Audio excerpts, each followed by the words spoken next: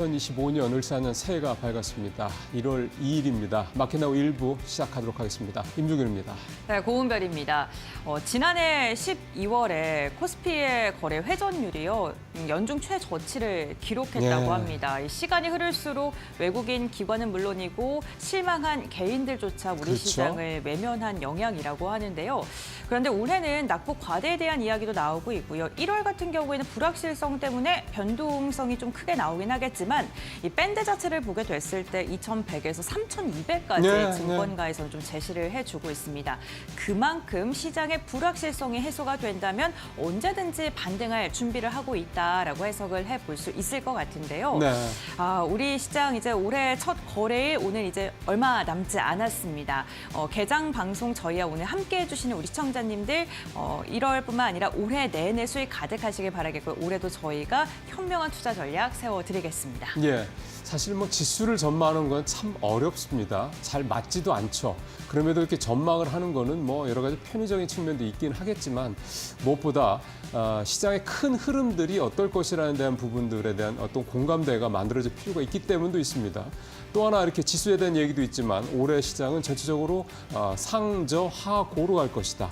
그러니까 상저가 올 상반기에는 좀 뭐 좋지는 않겠지만 하반기로 갈수록 좋아질 것이다라는 전망도 역시 마찬가지입니다.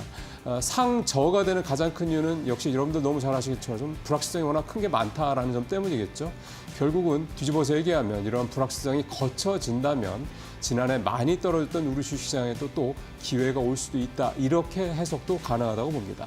네, 그렇습니다. 올해 시간이 지날수록 불확실성이 차차 해소되길 바라면서 마켓나우 1부 오늘 힘차게 출발해 보겠습니다. 예, 모닝 체크로 시작을 하겠습니다.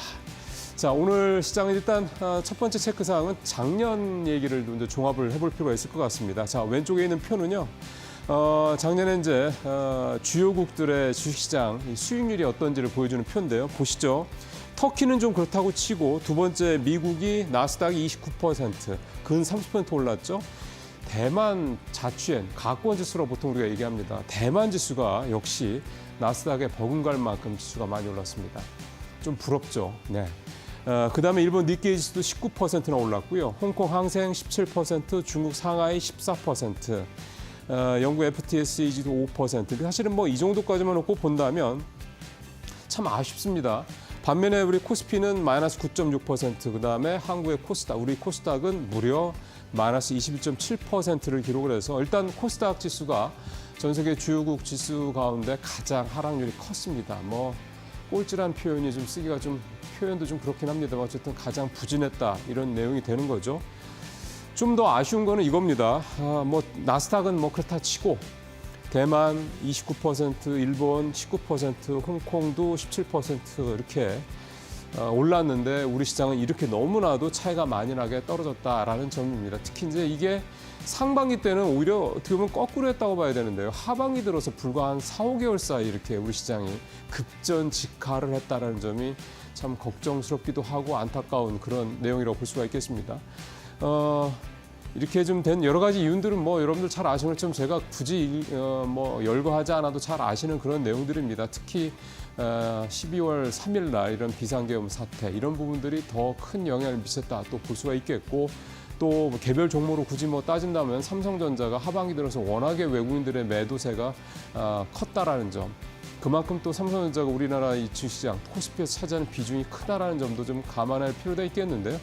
코스닥의 하락률이 저렇게 크다라는 거는 결국 우리 코스닥 시장이 갖고 있는 기업들의 성장성에 대한 여러 가지 어떤 우려감뿐만이 아니라 이 제도적인 문제들 이런 부분들까지 한꺼번에 쏟아졌기 때문이라고 저는 생각을 합니다. 그러니까 결국 얘기는 뭐냐면 제가 뭐 굳이 지나치게 낙관적으로 보는 걸 수도 있긴 하겠습니다만 여러 가지 악재들이 대부분 작년에 많이 쏟아져 나왔기 때문에 이제는 더 나올 악재들은 그만큼 적어졌다. 그렇다면 이제 좋은 호재가 나온다든가 상황이 반전이 된다 그러면 우리 시장, 특히 코스닥 시장이 그만큼 더 반등을 크게 할 수 있는 그런 기회가 될 수도 있다. 이런 생각도 좀 해본다라는 측면에서 이 지수의 어떤 상황들을 좀 말씀을 드렸습니다. 다음 체크상으로 좀 가보겠습니다. 올해부터 달라지는 게 제법 많습니다. 첫 번째, 증권거래세 인하됩니다. 0.18에서 0.15%로 0.03%포인트가 내려가는데요. 뭐 자주 거래를, 회전을 많이 하시는 분들한테는 되게 좀 좋은 소식이 될 것 같고요. 사실은 이제 인하된다라는 것 자체, 그 다음에 또 뭐 작년 한 해 주식시장을 막 이렇게 옥죄었던 이 금투세 완전 폐지된 거 이런 부분들이 일단 세제적인 측면에서 봤을 때는 부담을 좀 덜어주는 중요한 부분이다라고 볼 수가 있는 거고요. 그 다음에 3월 말부터 공매도가 재개가 됩니다. 지금 2년 반 가까이 좀 1년 반 가까이 좀 이제 제도 개선에 대한 여러 가지 작업들이 진행이 됐고 3월 말에 이제 재개가 되는데. 사실은 이 부분보다도 더 주목하는 부분은 작년에 MSCI 지수 편입이 무산됐을 때 나왔던 얘기가 뭐였냐면 너네 공매도 안 하잖아. 그러니까 공매도부터 얼른 재개해 이런 지적들이 이제 해외 쪽에서 많이 나왔지 않습니까? 그러니까 올 하반기에 다시 MSCI 편입에 대한 이제 그런 심사가 있을 때 너네들이 하라는 대로 다 했잖아. 이제는 편입시켜줘라는 명분이 생길 수 있다는 점. 그래서 만약에 하반기에 MSCI 선진지수까지 편입이 된다 그러면 또 특히 외국인 수급 문제 지금 상당히 고통스러운 부분이지 않습니까? 그래서 그 부분은 굉장히 좋은 어떤 재료가 될 수 있다는 점도 한번 기대를 미리 좀 해볼 만하다는 생각이 듭니다.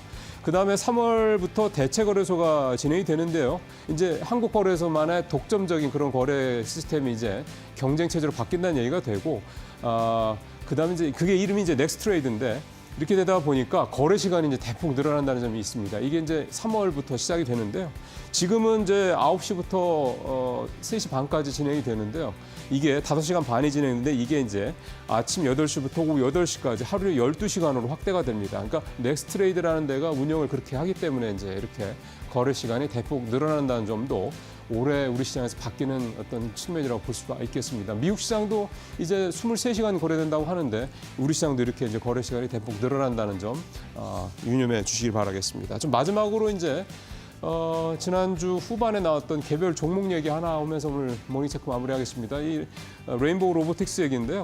주가가 지난주 마지막 날 15%나 급등을 했습니다. 역시 이유는 앞서 곰베랭커가 헤드라인에서 말씀하셨던 것처럼 이 삼성전자가 콜옵션을 행사를 해서 이제 최대 주주가 됐다라는 점인데요. 이렇게 해서 이제 이게 레인 로보틱스의 이제 주가가 많이 올랐다라는 측면도 있고, 그다음에 레인보우 로보틱스라는 회사가 2011년도에 만들어져서 국내 처음으로 이족 보행 로봇 휴보죠. 이거를 만든 회사다라는 이런 것도 있겠고요. 근데 중요한 건 제일 마지막 부분이죠. 잘 아시는 것처럼 지금 뭐 엔비디아를 비롯해서 웬만한 빅테크들 다 로봇을 뭐 테슬라를 비롯해서 좀 하고 있지 않습니까? 이제 삼성전자도 이제 이 휴머노이드 로봇 사업에 본격적으로 참전을 한다. 이 점이 이제 가장 큰 의미가 있다라고 볼 수가 있겠습니다. 결국 이제 이 로봇은 이제는 뭐 뒤쫓아 가기에도 이제는 빠듯한 상당히 좀 뭐 대세가 됐기 때문에요. 여기에 이제 국내 최대 기업인 삼성전자가 뛰어들어서 뭔가 성과를 내주기를 이제 기대를 감을 갖고 좀 지켜봐야 될 것 같습니다. 모닝체크 마치겠습니다.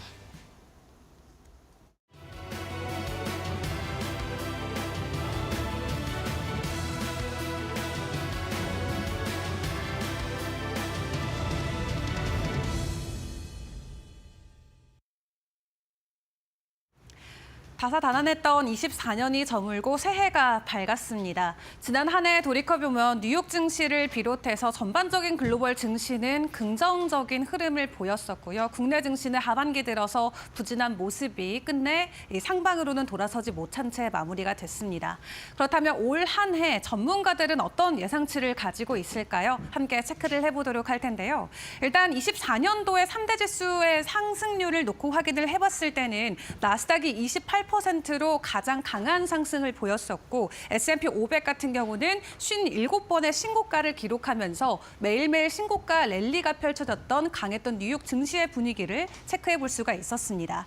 사실 어떤 자산에 투자했건 간에 작년 한 해 동안은 상당히 나쁘지 않은 수익률을 가져갈 수 있었던 한 해로도 분류를 해볼 수가 있겠는데요. 미국의 장기 국채나 원유를 제외하고는 전반적인 증시 그리고 자산들이 모두 긍정적인 상승 흐름을 보였기 때문입니다.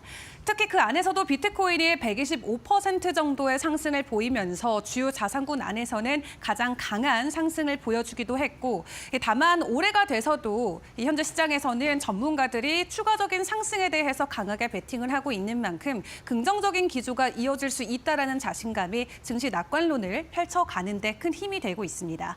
그렇다면 구체적으로 올 1월 전반적으로 어떤 전망치들이 있을지 같이 체크해 보도록 할 텐데요. 다음 장 통해 통해서 확인을 해보시죠. 일단 대선을 끼고 맞이하는 1월이니만큼 과거 데이터를 먼저 점검해보시는 게 중요할 것 같습니다. 1월의 첫 5거래일이 굉장히 중요하다라고 하는데 보통 대선이 있고 나서 이 첫 5거래일의 성적이 전체 1년의 성적을 좌지우지할 만큼 큰 영향력을 끼쳤다라고 합니다. 그렇기 때문에 1월의 성적이 한 해를 결정짓는 바로미터 역할을 한다라고 하는데 대선 이후에 있었던 1월의 수익률을 놓고 봤을 때 평균적으로는 다 상승을 가리키긴 했습니다. 그중에서도 나스닥이 2%대로 가장 높은 상승 흐름을 보였고요. S&P 500과 다우도 소폭이지만 오름세를 보였다고 합니다. 다만 12월 마지막 거래일에 뉴욕 증시가 하락으로 마감했던 부분은 다소의 불안감으로 작용이 될 수도 있겠는데요. 오늘 개장하는 뉴욕 증시의 상황 때문에 더 면밀하게 살펴보시는 게 중요할 것 같습니다. 그렇다면 국내 증시의 분위기는 어떠할까요? 증권가의 전망도 같이 체크를 해보도록 할 텐데 증권가 안에서 가장 낮게 예상 밴드 하단을 지목한 곳은 DB금융투자입니다. 그리고 상단이 가장 높게 측정된 곳은 SK증권이었는데 이 가장 낮게 측정한 곳과 가장 높은 예상 밴드를 제시한 두 곳 모두 이 주요 전망과 관련된 코멘트는 일치했습니다. 한마디로 정리를 해보면 상반기에는 팔고 그리고 하반기에는 담아라라는 게 될 것 같은데요. 상반기는 안전자산 위주로 좀 자산 포트폴리오를 늘려가고 하반기 돼서야 주식과 관련된 비중을 높이는 게 좋다라고 코멘트를 남겼습니다. 그리고 올 한 해를 주도할 수 있는 섹터로는 크게 두 가지가 많이 겹치고 있죠. 첫 번째는 제약바이오, 두 번째는 로봇이 되겠습니다. 모두 트럼프와 머스크 관련된 수혜를 받아갈 수 있는 종목들로 분류를 해볼 수가 있겠는데 특히 제약바이오는 트럼프 정부 수혜를 잘 받을 것으로 기대가 되고 있죠. 무엇보다 M&A 활성화와 관련된 기대감이 커지고 있는 만큼 제약바이오 섹터 안에서의 기대감도 계속해서 커지고 있고요. 로봇 관련해서는 최근에 엔비디아가 휴머노이드 로봇 출시와 관련된 기대감을 높인 만큼 그 안에서의 추가적인 상승 모멘텀이 여전히 시장을 달굴 수 있다라는 코멘트들도 나오고 있습니다. 그리고 1월 들어서는 휴장일도 많이 현재 준비가 돼 있습니다. 1월 9일에도 휴장이 한 차례 들어가게 되고요. 미국 쪽에서요. 그리고 이 당선일에도 휴장이 준비가 돼 있습니다. 그런 가운데 한국 같은 경우도 설 연휴가 껴있는 만큼 1월에 증시 거래일 다를 때보다는 조금 더 적은 거래일로 진행이 되는데 그런 가운데 JP모건 헬스케어라던가 컨퍼런스라던가 CS와 같은 주요 글로벌 이벤트들이 있다라는 부분에서는 변동성에 또 주목을 해보시는 게 중요할 것 같습니다. 새롭게 시작하는 한 해이니만큼 올 한 해는 보다 웃을 수 있는 날이 더 많기를 기원해 보도록 할 텐데요. 오늘의 국내 증시 개장 상황 분위기는 어떠할지 저희 이데일리 TV와 끝까지 함께해 보시길 바라겠습니다.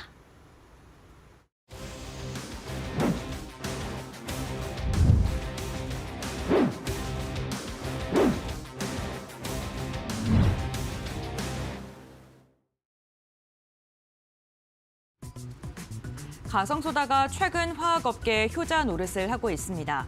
배터리 반도체 생산 공정에서 불순물을 제거하는 역할로 사용도가 높아진 영향인데요.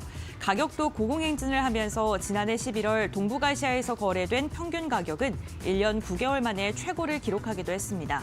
시장 조사기관인 킹스리서치는 전 세계 가성소다의 시장 규모를 2024년 75조 원에서 31년 96조 원까지 추산했는데요. 양잿물로 불리던 가성소다, 이제는 팔방미인으로 날개를 달 수 있을까요? 지금부터 알아보시죠.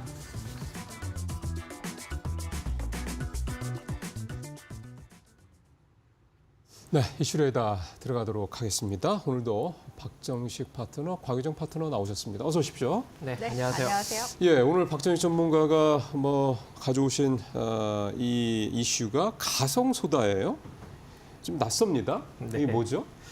네, 가성소다는 일단 수산화 나트륨이라고도 일단 불리는데요. 소금물을 전기 분해해서 생산한 화학 소재입니다. 그래서 가성소다는 강한 염기성을 띠고 있기 때문에 이 단백질이나 이 불순물을 제거하는 데 효과적이고 예. 이 산업용으로는 이제 섬유나 반도체 불순물을 제거하는 용도로 사용되기도 합니다. 반도체도 들어간다. 그렇죠. 네. 그래서 이 반도체 세정 그리고 이제 섬유 불순물 제거 그리고 펄프 재질 표백 등에 쓰이고 또 이 강한 산성을 띠는 한 폐수 처리를 할 때 이 연기성이 높은 가성소다를 투입해서 상선도도 이제 조절을 합니다.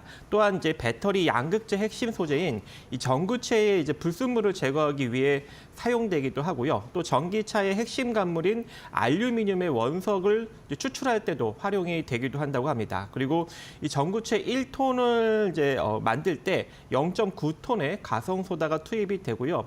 또 이제 배터리 용량 기준으로는 1기가와트 시당 430톤의 가성소다가 필요하다고 합니다. 그래서 최근 이제 IBK 투자증권에 따르면 국내 가성소다 시장이 이제 전구체용으로 차지하는 비중이 2022년에는 대략 한 3% 정도 수준이었는데 앞으로 이제 오는 2028년에는 20% 정도 수준까지 높아진다고 좀 추산이 되고 있기 때문에 이 가성소다의 어떤 그런 쓰임과 그리고 수요가 지속적으로 증가하면서 가격까지도 올라갈 수 있는 가능성이 존재할 것 같고요. 또 이 폐배터리 쪽에서도 리튬, 니켈, 코발트, 망간 등을 뽑아낼 때도 이 가성소다가 쓰이기 때문에 앞으로 이 폐배터리 쪽도 이제 본격적으로 이제 업이 궤도에 오르기 시작하면은 이 가성소다의 쓰임새가 확장될 전망이다라고 지금 나오고 있습니다. 그리고 국내에서도 이 전구체 생산 설비를 최근에 지금 공격적으로 늘리고 있는 추세이기 때문에 이 국내에 또 이 가성소다를 활용할 수 있는 가능성이 점차 높아질 것으로 보여지고 있고 시장조사 기관에 따르면은 이 가성소다 규모가 매해 3.56%씩 지속적으로 지금 증가가 되면서 75조 원 정도 규모에서 앞으로 이제 2031년에는 96조 원 규모까지 증가될 것으로 추산되고 있고 지금 국내 기업들도 생산량을 더욱더 늘리고 있는 국면에 돌입한 상황입니다. 그래서 오늘 가성소다, 이 수산화 나트륨을 이제 2025년 오늘 첫 거래일에 첫 이슈로 좀 가져오신 거군요. 자, 알겠습니다. 자, 이게 좀 낯설긴 하죠. 근데 좀 반도체 얘기도 나왔고요. 2차 전지 얘기도 좀 나왔고, 심지어 이제 화학 쪽, 석유화학 쪽 얘기까지 좀 다양하게 나왔기 때문에 이제 관련주들도 한번 좀 살펴볼 필요가 있겠습니다. 고은별에는 어떤 종목들입니까? 네, 가성소다 사업을 영위하고 있는 기업들 추려봤습니다. 이 가성소다는 양잿물로 많이들 알고 계실 것 같은데요. 비누를 제조할 때 사용하는 그러한 소재이기도 합니다. 그렇기 때문에 세척에 굉장히 뛰어난 능력을 보유하고 있고요. 반도체나 2차 전지 세척제로 많이 사용된다라고 이해해 주시면 좋을 것 같습니다. 그렇다면 국내에서 가성소다와 관련돼서 사업을 영위하고 있는 기업들은 어떤 게 있을까요? 전반적으로 석유화학과 관련된 사업을 영위하고 있는 기업들이 많았고요. 대표적으로 가성소다를 가장 많이 생산하는 기업은 한화솔루션이었습니다. 국내에서 1위 기업이라고 보시면 될 것 같고요. 전일에는 한 4%가량의 상승률을 보이기도 했습니다. 최근 외국인과 기관의 쌍끌이 매수세가 유입되고 있고 특히나 기관이 9거래일째 한화솔루션을 향해서 매수를 선택하고 있습니다. 우선 지난해 공장 가동률, 가성소다 가동률 한 100%에 달한 것으로 확인되고 있고요. 올해 지금 또 다시 국내에서 추가 증설을 기획하고 있기도 합니다. 이와 함께 롯데 정밀화학 같은 경우에도 국내에서 세 번째로 가성소다를 많이 만드는 기업이기도 한데요. 지금 동남아시아에서 공장 증설을 좀 검토하고 있다, 계획하고 있다라는 소식이 전해지고 있고요. 매출의 한 10%가량이 가성소다 부분에서 차지하고 있을 만큼 지금 가성소다 분야에 굉장히 많은 투자를 하고 있는 기업입니다. 롯데 정밀화학 같은 경우 기관이 꾸준하게 매수하고 있어서요. 최근에 기관의 매수세가 한 달 내내 유입되고 있다는 것도 특징적이고요. 직전 거래일은 0.5%가량의 상승력이 나오기도 했습니다. 전액 관련 기업인 백광산업 역시나 지금 가성소다 관련된 사업을 영위하고 있고요. 외국인과 기관의 쌍끌이 매수세가 유입되면서 주가에 반등하는 데 성공하기도 했습니다. 가성소다 관련 기업들 전반적으로 보게 된다면 석유화학 그런 사업을 영위하고 있는 기업들이 굉장히 많습니다. 그러니까 지금 상대적으로 석유화학의 업황 자체가 좋지 않은데 이 가성소다를 필두로 해서 다시금 실적에 대한 매출 견인차 역할을 할 수 있을지 기대감은 커지고 있는데요. 최근 유가 하락으로 인해서 지금 석유화학 기업들이 다시금 주목을 받고 있는데 과연 그렇다면 이 가운데 우리가 주목해 볼 만한 종목은 어떤 게 있는지 지금부터 알아보겠습니다. 네, 바로 가보죠. 어떤 종목 좀 볼까요? 네, 가성소다 생산 1위 기업인 하나솔루션을 일단 볼까 하는데요. 예. 최근에 이제 주가도 많이 빠져 있었고 지난번에 이제 태양광 이제 관련 섹터에 이제 관세 이야기를 해드리면서 하나솔루션을 또 바닥에서 한번 이제 언급을 드렸는데 거의 지금 그때 가격을 좀 계속적으로 좀 유지를 하고 있는 그런 상황입니다. 네. 그리고 이제 국내 이제 가성소다 생산량 1위 기업이기 때문에 84만 톤 정도를 현재 생산을 하고 있는데 2025년까지 현재 투자했던 여수 공장에 27만 톤을 추가적으로 확보를 하면서 2025년 이제 말까지 한 111만 톤으로 이제 확장을 연간 생산량을 이제 확장을 할 예정이기 때문에 향후 이제 화학 소재 쪽에서 이 케미칼 쪽에서의 실적이 조금 다시금 이제 개선으로 좀 이제 어느 정도 턴 어라운드가 될 수 있는 그런 가능성이 점쳐지고 있는 상황이고 그동안 조금 이제 부진했던 이제 이 신재생 에너지 태양광 쪽도 올해부터는 다시금 또 흑자를 기록할 수 있는 가능성도 점쳐지고 있습니다. 지난 2022년에 3분기 연속 흑자를 내다가 예. 이 동남아시아에서 이제 뭐 중국산 이제 태양광 패널이 많이 풀리면서 가격이 하락하면서 다시금 이제 적자 기조를 유지했었는데 올해 이제 1월 1일 날부터 이제 동남아 4개국에서부터 이제 우회 수입되는 어떤 태양광 패널까지 관세를 큰 폭으로 지금 물리고 있기 때문에 그렇죠. 모듈이 최소한 한 50에서 80% 정도 가격이 인상이 된다고 합니다. 그렇다라는 것은 하나솔루션의 이제 태양광 패널이 본격적으로 팔릴 수 있는 가능성이 점쳐지는 그러게요. 것이고 그렇게 된다면 2025년부터는 흑자로 이제 전환이 되면서 올해 이제 하나솔루션이 이제 연간 영업이익이 한 5천억 이상을 현재 지금 증권가에서는 전망을 하고 있기 때문에 지금부터 여러분들이 이제 흑자 턴 어라운드 되기 전에 좀 접근을 하셔서 1차적으로 한 18,400원 정도 자리까지 한번 노려보시고요. 돌파된다면 한 22,000원 정도 구간까지 2차적으로 바라보신다면 올 1분기 안에 좀 긍정적인 결과를 좀 만들어갈 수 있지 않을까 생각을 해봅니다. 예. 사실 석유화학 쪽은 중국 때문에 뭐 비단이 뭐 가성수다뿐만 아니겠습니까? 그러니까 굉장히 작년 한 해 어려운 시기를 보냈던 한 2년 됐죠. 석유화학 쪽 좀 부진한 게. 그래서 올해 뭔가 좀 여러 가지 변화가 있을 수 있다라는 얘기가 좀 나오고 있고 정부에서도 석유화학 업계 이 사업 재편안 좀 내놓고 추진하고 있는 그런 상황이다 보니까 이게 이제 뭔가 반등의 계기가 될 수 있을지 하여간 석유화학 쪽은 한번 좀 관심 있게 좀 볼 그런 업종이다라는 지적들을 좀 많이 하고 있습니다. 자, 하나솔루션 얘기했고요. 자, 곽 파트너님은 어떤 종목 준비하셨습니까? 네, 저는 이제 가성소다 부문에서는 연간 생산 능력이 35만 톤 그리고 네. 3위를 기록하고 있는 롯데 정밀화학을 가지고 왔는데요. 예. 말씀하신 것처럼 석유화학 지금 업종 자체가 지금 2년 정도 좀 주가도 마찬가지고 예. 매출액 자체도 많이 좀 억눌려 맞아요. 있는 네. 그런 상황이라고 볼 수가 있겠습니다. 그래서 롯데 정밀화학도 사실 이제 주가 상향 움직임 봤을 때도 2021년도 이제 고점 이후로 지금 거의 한 2, 3년 정도 가량 주가가 낙폭을 지금 키워나가고 있는 중이기도 하고 거기다 실적으로 봤을 때도 사실 2022년도가 이제 최대치 실적이었는데 주가는 선반영되기 때문에 2021년도가 고점이었거든요. 예. 그로부터 이제 2년 정도 실적도 가시적으로 뭐 더 나아지거나 하진 않았습니다. 그래서 롯데 정밀화학이 그나마 최근에 4분기부터 영업이익이 흑자로 돌아설 것으로 좀 기대가 되는 상황이기 때문에 증권가 쪽에서는 그래도 이 업황 자체가 지금 이제 바닥을 찍고 반등을 주려는 거 아니냐라는 긍정적인 전망치가 나와주고 있는 중이라고 볼 수 있을 것 같고요.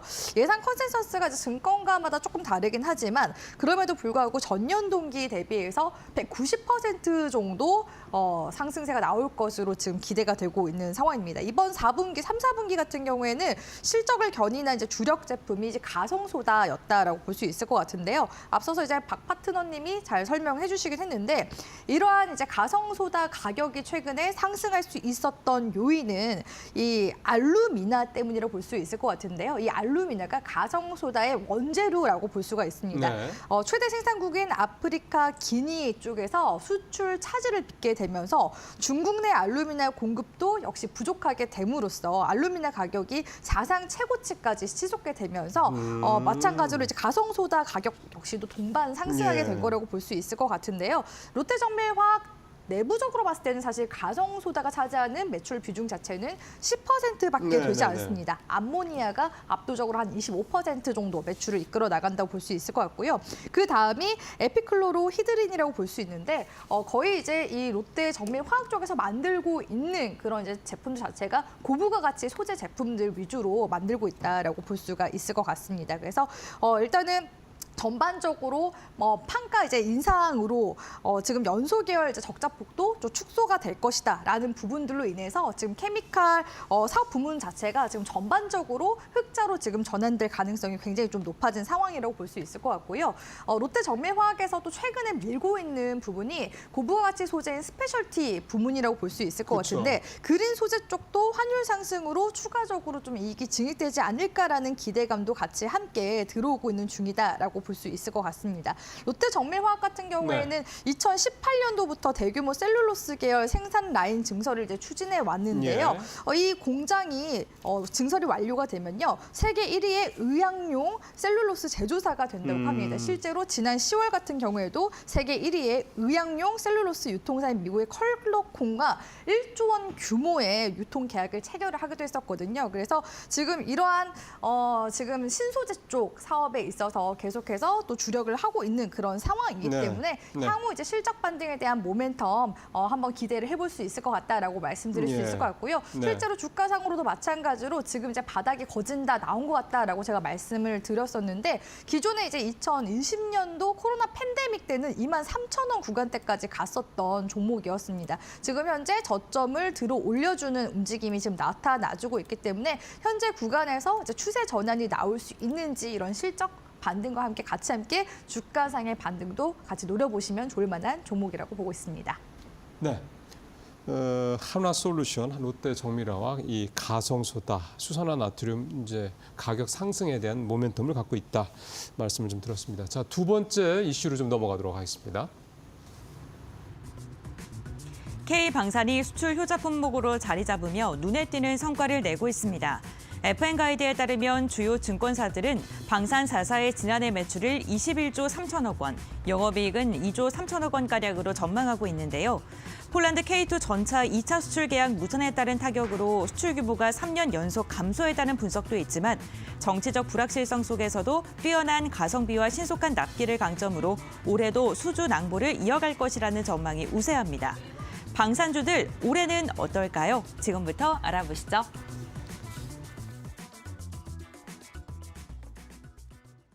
네, 작년에 아주 굉장히 아주 핫했던 업종 중에 또 하나가 바로 방산주입니다. 하반기 들어서 특히 이제 4분기쯤이라고 해야 되나요? 조금 이제 주춤, 특히 이제 탄핵 정국 들어서면서 조금 이제 모멘텀이 주춤하다라는 얘기도 있었는데 또 후반에 막판에 가서는 또 좀 반등을 다시 좀 했고요. 방산주는 올해 이후로 계속해서 장기 업황에 대한 기대감이 또 무엇보다 높은 그런 대표적인 업종 중에 하나다라고 볼 수가 있겠습니다. 자, 방산주 오늘 가져오신 곽유정 파트너 어떤 포인트 주목하시는지 들어보겠습니다. 네, 일단은 지금 방위사업청 쪽에서 이제 목표치를 내놨는데요. 올해 이제 방산 수출 목표를 30조 원으로 상향 조정을 하면서 북미, 유럽, 아시아 주요 시장에서 글로벌 입지를 강화하겠다라는 목표를 내세웠습니다. 올해만. 네, 근데 이게 터무니없는 수치는 아니고요. 이미 이 오래전부터 계약이 또 진행되어 왔었던 것들 있잖아요. 네네네네. 그런 부분들에 있어서 그런 파이프라인에 기반한 수치라고 보시면 좋을 것 같고요. 정치적인 리스크만 없다면 충분히 달성 가능한 수치라고 이야기를 하긴 했는데 사실 올해 같은 경우에도 이제 연말에 폴란드 이제 K2 전차 2차 계약을 원래 맺기로 했었는데 그거 작년에 지지부진했잖아요. 네네. 근데 이게 이제 올해로 미뤄지게 되면서 아쉽게도 작년에는 이제 수출 목표치액을 한 100억 달러 이상, 그러니까 200억 달러까지 봤었는데 그 이제 부문이 올해로 미뤄지게 되면서 사실상 200억 달러에 못 미치는 수준의 마무리가 됐었죠. 그렇죠. 하지만 이제 올해 같은 경우에는 좀 다를 것이다라는 지금 전망들이 굉장히 좀 많은 상황인데요. 일단 소련 북미 붕괴 이후로 유럽 같은 경우에는 방위 산업을 통폐합한 그런 상황이죠. 그렇죠. 미국도 마찬가지입니다. 방위 산업 구조 조정에 나서면서 빅5 기업으로 통폐합이 됐거든요. 하지만 우리나라 같은 경우에는 분단 상황이기 때문에 꾸준히 무기를 고도화할 수가 있었고 또한 사계절에 통용되는 그런 무기를 만들어 온 데다가 매년 한미 연합 군사 훈련도 시행을 하면서 계속해서 기술적인 개량도 이뤄왔습니다.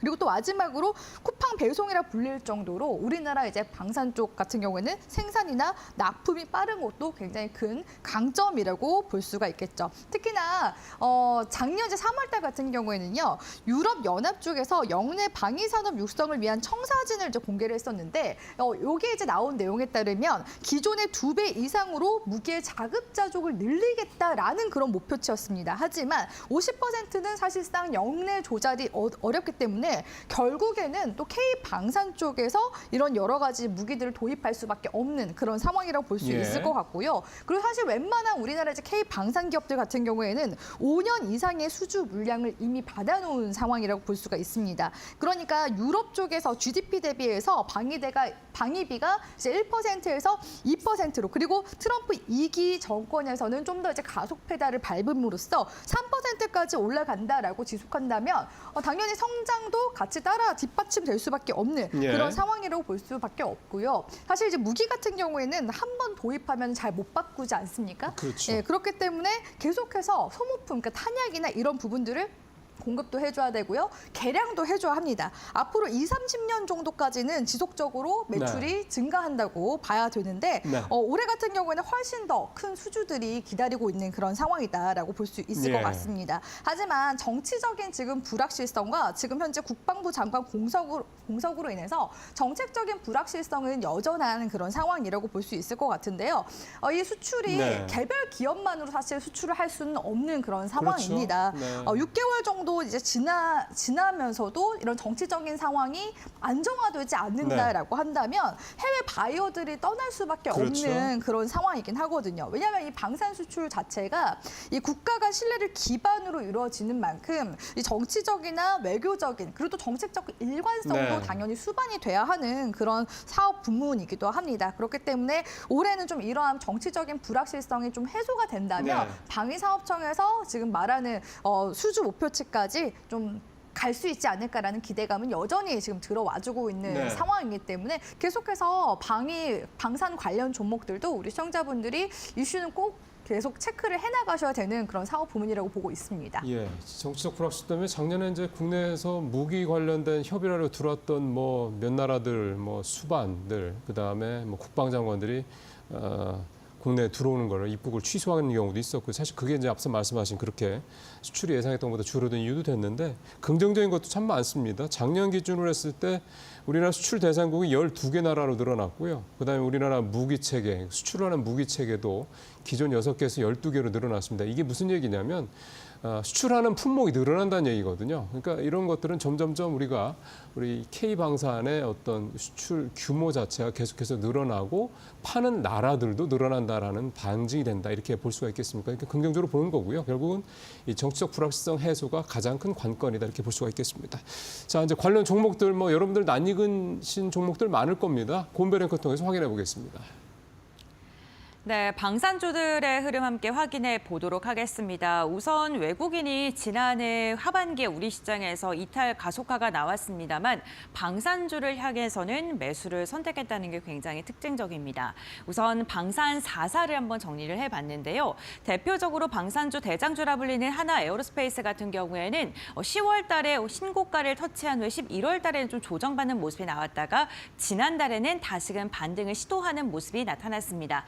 직전 거래일에 왔을 때는 한 2.3%가량 상승한 것으로 확인되고 있고요. LRG 렉선 같은 경우에는 방산 4사 가운데 직전 거래일 가장 큰 상승력이 나왔습니다. 22만 원 선을 다시금 터치하는 데 성공을 했고요. 기관의 매수세가 꾸준하게 들어오고 있습니다. 한국항공우주 같은 경우에 이라크에 한국산 헬기를 처음으로 수출하는 데 성공하는 기염을 토해내기도 했었죠. 전거래를 봤을 때는 1% 가까운 오름세가 확인이 됐습니다. 방산주 전반적으로 전거래 달에 매수세가 유입이 된 가운데 하나 에어로스페이스는요, 그 외국인의 보유율이 1월 달에 33%에서 12월 달에 43%란 10%포인트가량 증가했다는 것 또한 외국인의 매수세와 관심도를 완연하게 확인을 해볼 수가 있고요. 풍산 같은 경우에는 대표가 트럼프 취임식에 초청받았다는 소식이 전해지면서 12월 말에 좀 주목을 받았었죠. 전거래일만 보게 된다면은 0.4%가량의 상승력이 나왔습니다. 방산주 전반적으로 지난해 12월에 다시금 좀 반등을 시도하려는 모습이 나타났는데요. 그러한 시세 연속성을 올해 1월까지 이어갈 수 있을까요? 그렇다면 우리는 어떠한 종목을 눈여겨봐야 될까요? 지금부터 알아보겠습니다.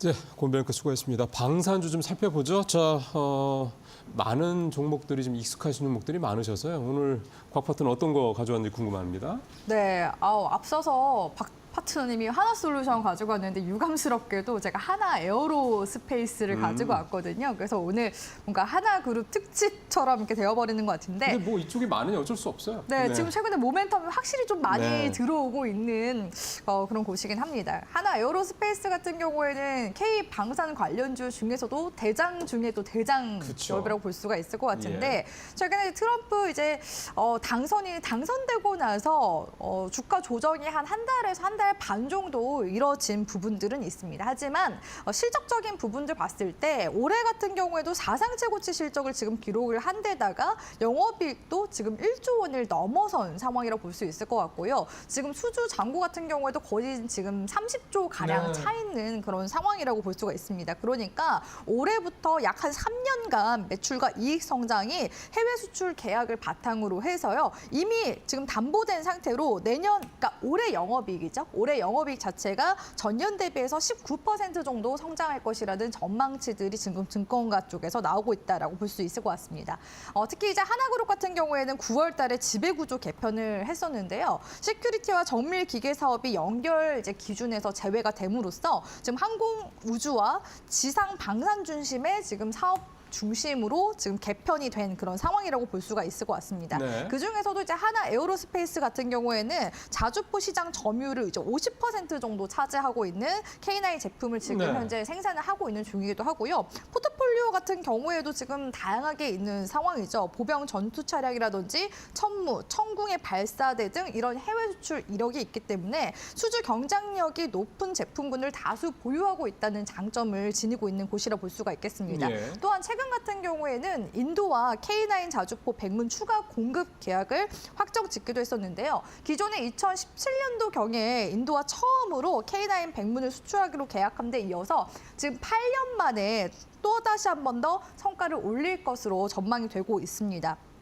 인도 같은 경우에는 사실 중국이나 파키스탄 이런 이제 국가와 국경 분쟁이 굉장히 좀 심화가 되는 그런 부분들이 있고 오히려 이제 이번에 인도 사례에서 볼 수 있는 부분은요. 한 번 무기를 수출한 국가에 또한 추가적인 이런 수주 기회가 열려 있다라는 점을 보여주는 사례로 꼽아볼 수가 있을 것 같습니다. 그래서 인도 육군이 K9을 중심으로 부대를 운용하는 만큼 같은 무기를 당연히 도입하는 게 작전상 수월할 수밖에 없는 그런 상황이고요. 이렇게 또 K9을 구매한 또 국가 중에서 인도뿐만 아니라 에스토니아, 폴란드, 호주, 튀르키예, 이집트, 네. 루마니아 등도 추가 도입 가능성이 지금 여지가 네. 열려 있는 그런 상황이라고 볼 수가 있을 것 같습니다. 끝으로 계속해서 하나 에어로스페이스는 LRG 넥스원과 계속해서 협력 네. 관계를 유지해 나가고 있는 중인데요. LRG 넥스원이 사우디아라비아로 수출하는 천궁2의 구성품을 이번에 또 하나 에어로스페이스에서 공급하기로 네. 지금 계약을 또 맺은 데다가 지금 현재 중동 같은 경우에는 LRG 넥스원 쪽에서 사우디아라비아뿐만 아니라 아랍에미리트와 이라크 이런 중동 3국과 지금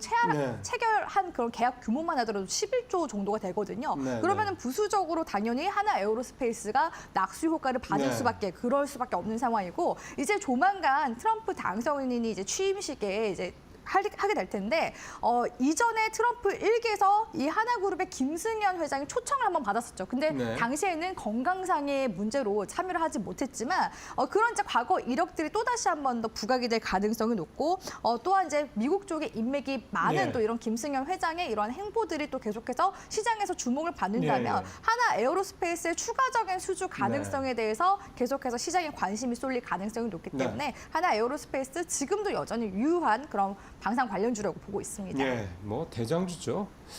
참고로 이제 인도의 K9 자주포 백문 추가 공급 관련된 부분은 12월 31일 날 하나 에어로스페이스가 공시를 낸 게 있습니다. 보니까 고객과 협의 중이다. 확정된 바는 없다. 이렇게 나왔는데 1월 말에 재공시한다고 하니까 그 사이에 말씀하신 대로 최종 확정된 내용들이 나오지 않겠냐 기대가 좀 되고 있습니다. 인도는 또 말씀하신 대로 이미 K9 자주포를 수백 문을 이미 공급을 받았던 나라이기도 합니다. 자, 마지막으로 이제 박 전문가님 어떤 종목 준비하십니까? 저도 하나인데요. 예. 네, 하나 시스템을 일단 준비를 해보았고 네네. 준비한 이유가 이 조선 쪽과 그리고 이제 육군 쪽 이 K9 전차랑 K9 자주포랑 이 K2 전차의 이제 모두 좀 아우르는 어떤 호재성 이슈가 좀 다 갖고 있는 종목이 좀 하나 시스템이다라고 생각을 해보았고 일단 이제 국내 순수 기술로 이제 전투 체계 CMS를 이제 개발을 해서 해군의 대다수의 함정에 현재 탑재를 시킨 상황이고요. 또 최근 이제 이 통합기관 제어 체계 ECS를 이제 국산화에 예. 성공을 하면서 이 국내 이제 방위산업청이 추진하고 있는 울산급 배치 후어 차세대 호위함 1번함에 이 통합기관 제어 체계 ECS 체계 개발 사업을 수주를 하였습니다. 예. 그래서 일단 뭐 조선 쪽하고도 좀 긍정적이고 또 하나오션과 같이 공동으로 이 필리조 선수를 또 인수를 했고 이제 미국 MRO 사업 수혜도 같이 좀 갖고 있는 그런 상황이 있고요. 또 이 K9 자주포 사격 통제 시스템을 최근에 좀 이집트에 수출도 했고 또 이 K2 전차에 이 사격 통제 시스템을 또 탑재를 시키고 네. 있습니다. 그래서 이런 전반적인 수혜가 일단 하나 시스템에 존재하고 또 2024년 또 사상 최대 실적을 또 기록을 한 측면이 있기 때문에 지금부터 좀 잘 관심을 가져보신다면 좋은 결과를 또 만들어갈 수 있을 것으로 생각하고 있습니다. 그러게요. 그동안에는 이제 수입을 했었던 이런 어떤 시스템적인 측면들, 뭐 통합기관 제어책이라든가 이런 시스템들을 우리가 계속해서 이제 독자적으로 개발하고 있다라는 게 우리 방산 회사들한테는 갖고 있는 기대감을 더 키울 수 있는 대목이라는 생각도 좀 드네요. 자, 오늘 두 분과 함께 방산과 가성수다 관련된 두 이슈를 살펴봤습니다. 말씀 잘 들었습니다.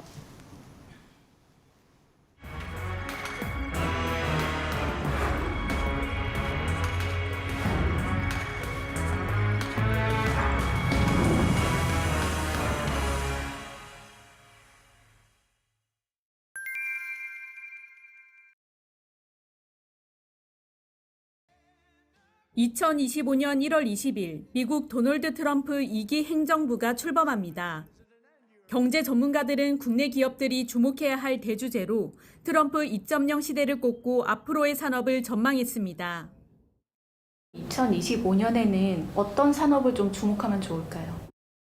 트럼프가 갖고 싶어하는 기업, 갖고 싶어하는 산업군, 미국 내 밸류체인을 완성하려는 움직임을 가져가고 있으니까 첫 번째로 우주산업, 두 번째로 자율주행차, 세 번째로 AI, 네 번째로 반도체 다 관련되죠. 거기에 나아가서 전반적인 전기차, 전반적인 배터리는 좀 약할 수 있겠지만 미국 내 전기차, 미국 내 배터리 기업들은 또 기회가 있겠죠. 이런 영역들에 상당한 자금이 쏠리고 또 투자자들의 관심이 주목되고 정부는 R&D 예산을 적극적으로 배정하고 또 일론 머스크가 위원장으로 역할을 할 정부 효율성위원회 GEC 같은 경우도 연방정부 예산을 가급적 그쪽 산업으로 많이 배정할 것이고 규제도 대폭적으로 완화해 나갈 것입니다. 그런 관점에서 그 해당 산업의 산업적 기회는 집중될 것이다 이렇게 보고 있습니다. 트럼프 1기 때 가장 먼저 했었던 일이 파리 기후협약 탈퇴. 바이든이 가장 먼저 했었던 일이 파리 기후협약 재가입이었죠. 마치 그런 것처럼 트럼프는 바이든과 달리 기후변화 대응, 탄소 중립, 또 온실가스 저감, 또 ESG 경영 이런 친환경적 접근을 완전히 배제시키는 움직임을 가져갈 거라고 보고 있고 또 친환경적 접근을 배제시켜야 미국 내의 밸류체인을 완성시켜요. 지능 산업은 역시 친환경적 접근, 예를 들면 세계적으로 보조금, 전기차 보조금 규모를 좀 축소해 나갈 겁니다.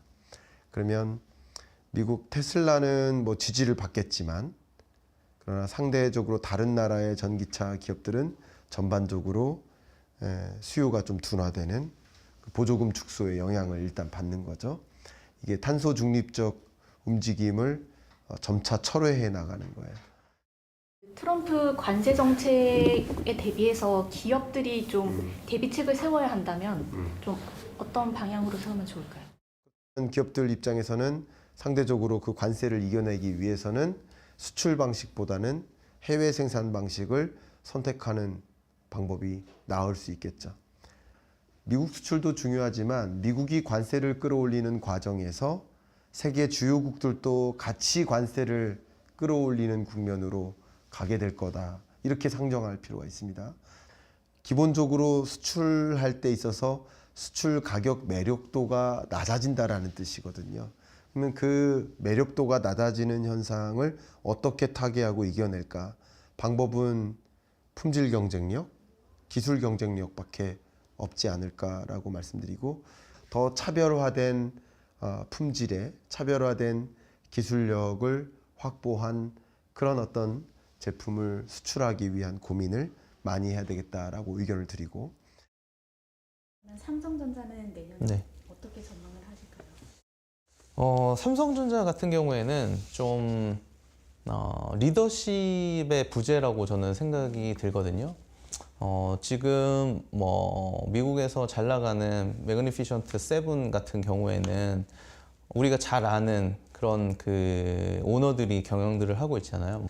우리나라의 가장 이제 시가총액이 높은 뭐 삼성전자, 그리고 SK 하이닉스, 뭐 그 밖에 이제 기업들 같은 경우에는 3세, 4세 경영을 하다 보니까 아무래도 이제 글로벌 경쟁력에서 좀 미치지 못할 수밖에 없는 환경에 있는 것이 아닌가 하는 생각이 어떻게 보면 가장 이제 근본적인 문제라고 생각을 하고, 삼성전자가 지금 반도체 잘 나가던 이제 메모리 부분에서는 중국과의 격차가 많이 좁혀지고 있고, 칩스법이라고 하죠. 그 법안이 이제 그 효력을 발휘하게 됐는데, 이런 부분들 때문에라도 어떻게 보면은 상당히 좀 어려운 환경에 처해 있다라고 이렇게 볼 수가 있겠습니다. 기업들이 밸류업 정책을 발표를 하고 있는데 이게 정말 효과가 있다고 보시는지? 일단 밸류업 정책은 2024년도 윤 대통령, 윤 정부에서 강력하게 이제 드라이브를 걸었었던 정책 중에 하나인데요. 어떻게 보면은 이런 밸류업 정책들 덕분에 2024년도 뭐 국내 금융 섹터들이 한번 이렇게 레벨업이 되는 모습들을 보여줬고, 고려아연 같은 경우에는 기존에는 상당히 저평가되어 있는지 알고 있었던 회사였지만, 이런 그 뭐 대주주 간의 그런 그 경영권 분쟁 같은 것들이 있으면서 이렇게 그 경쟁력이 있고 뭐 좋은 회사였어라고 하는 게 다시 한번 드러난 만큼, 어떻게 보면 밸류업 정책보다도 뭐 적대적 M&A를 좀 활성화시켜주는 그런 정책들도 같이 이제 포함이 된다면 자연스러운 그런 저평가 해소 국면이 나타나지 않을까 이렇게 생각합니다. 트럼프 당선인의 강경한 정책들이 주요 변수로 예상되는 가운데 기업들이 철저한 분석과 대비로 2025년을 새로운 도약의 시대로 삼을 수 있을지 주목됩니다. 이데일리 TV 이지은입니다. 주요 증권사 10곳의 리서치 센터장들이 전망한 2025년 코스피 지수 상단 평균은 2,872포인트, 하단 평균은 2,344포인트입니다. 새해에도 우리 증시는 2024년과 비슷한 흐름을 보일 것이란 예상입니다. 미국의 도널드 트럼프 2기 행정부 출범과 이에 따른 중국의 정책 변화 등 대외적인 변수가 당장 해소되긴 어렵다는 이유에서입니다. 수출 여건이 악화해 우리 기업들이 실적을 당장 회복하기는 어려울 것으로 점쳐지는 데다 전체적인 경제 성장률마저 둔화할 것이란 예상도 나옵니다. 일단 뭐 경기 자체가 좀 많이 둔화가 될 가능성이 높아서 걱정입니다. 지금 그 2025년도 GDP 성장률 시장의 컨센서스가 1.8%인데 이게 개선되기보다는 더 낮아질 가능성이 높고요. 기업 이익도 올해보다 좀 감익이 좀 될 가능성이 높다고 생각이 됩니다. 중국이 위안화 약세를 유도하게 되면 동아시아 나라들이 다 같이 힘들어지고요. 관건은 미국 정책 방향입니다. 트럼프 행정부 출범 시 관세 부과에 따라 우리 시장이 일부 타격을 받을 수 있겠지만 충격이 어느 정도 반영된 이후엔 상승 흐름이 다시 나타날 수 있다는 겁니다. 내년 본격적인 상승은 1분기 말에서 2분기 초다라고 생각을 하고 있는데요. 반등의 트리거는 한국의 하반기 신정부가 들어서면서 경제정책 모멘텀이 나타날 가능성이 높고 그때 시점에 미국의 감세 정책이나 규제 완화 정책 등의 글로벌리 우호적인 환경이 지속될 가능성이 높기 때문입니다. 이에 리서치 센터장 대다수는 지금을 국내 주식 저가 매수 기회로 삼으면서 미국 주식과 채권, 상장지수 펀드 등으로 투자처를 다각화할 것을 권유했습니다. 특히 금이나 부동산과 같은 안전자산으로도 자산을 배분해 두는 게 바람직하다는 조언입니다. 내년 국내 증시를 이끌 주도주로는 반도체와 조선, 바이오를 가장 많이 꼽았고 인공지능과 엔터주의 긍정적인 흐름을 기대하는 의견도 나왔습니다. 다만 코스닥 시장은 변동성이 큰 탓에 지수를 전망하기보단 각 기업 펀더멘털을 따져 투자해야 한다고 입을 모았습니다. 이데일리 TV 심영주입니다.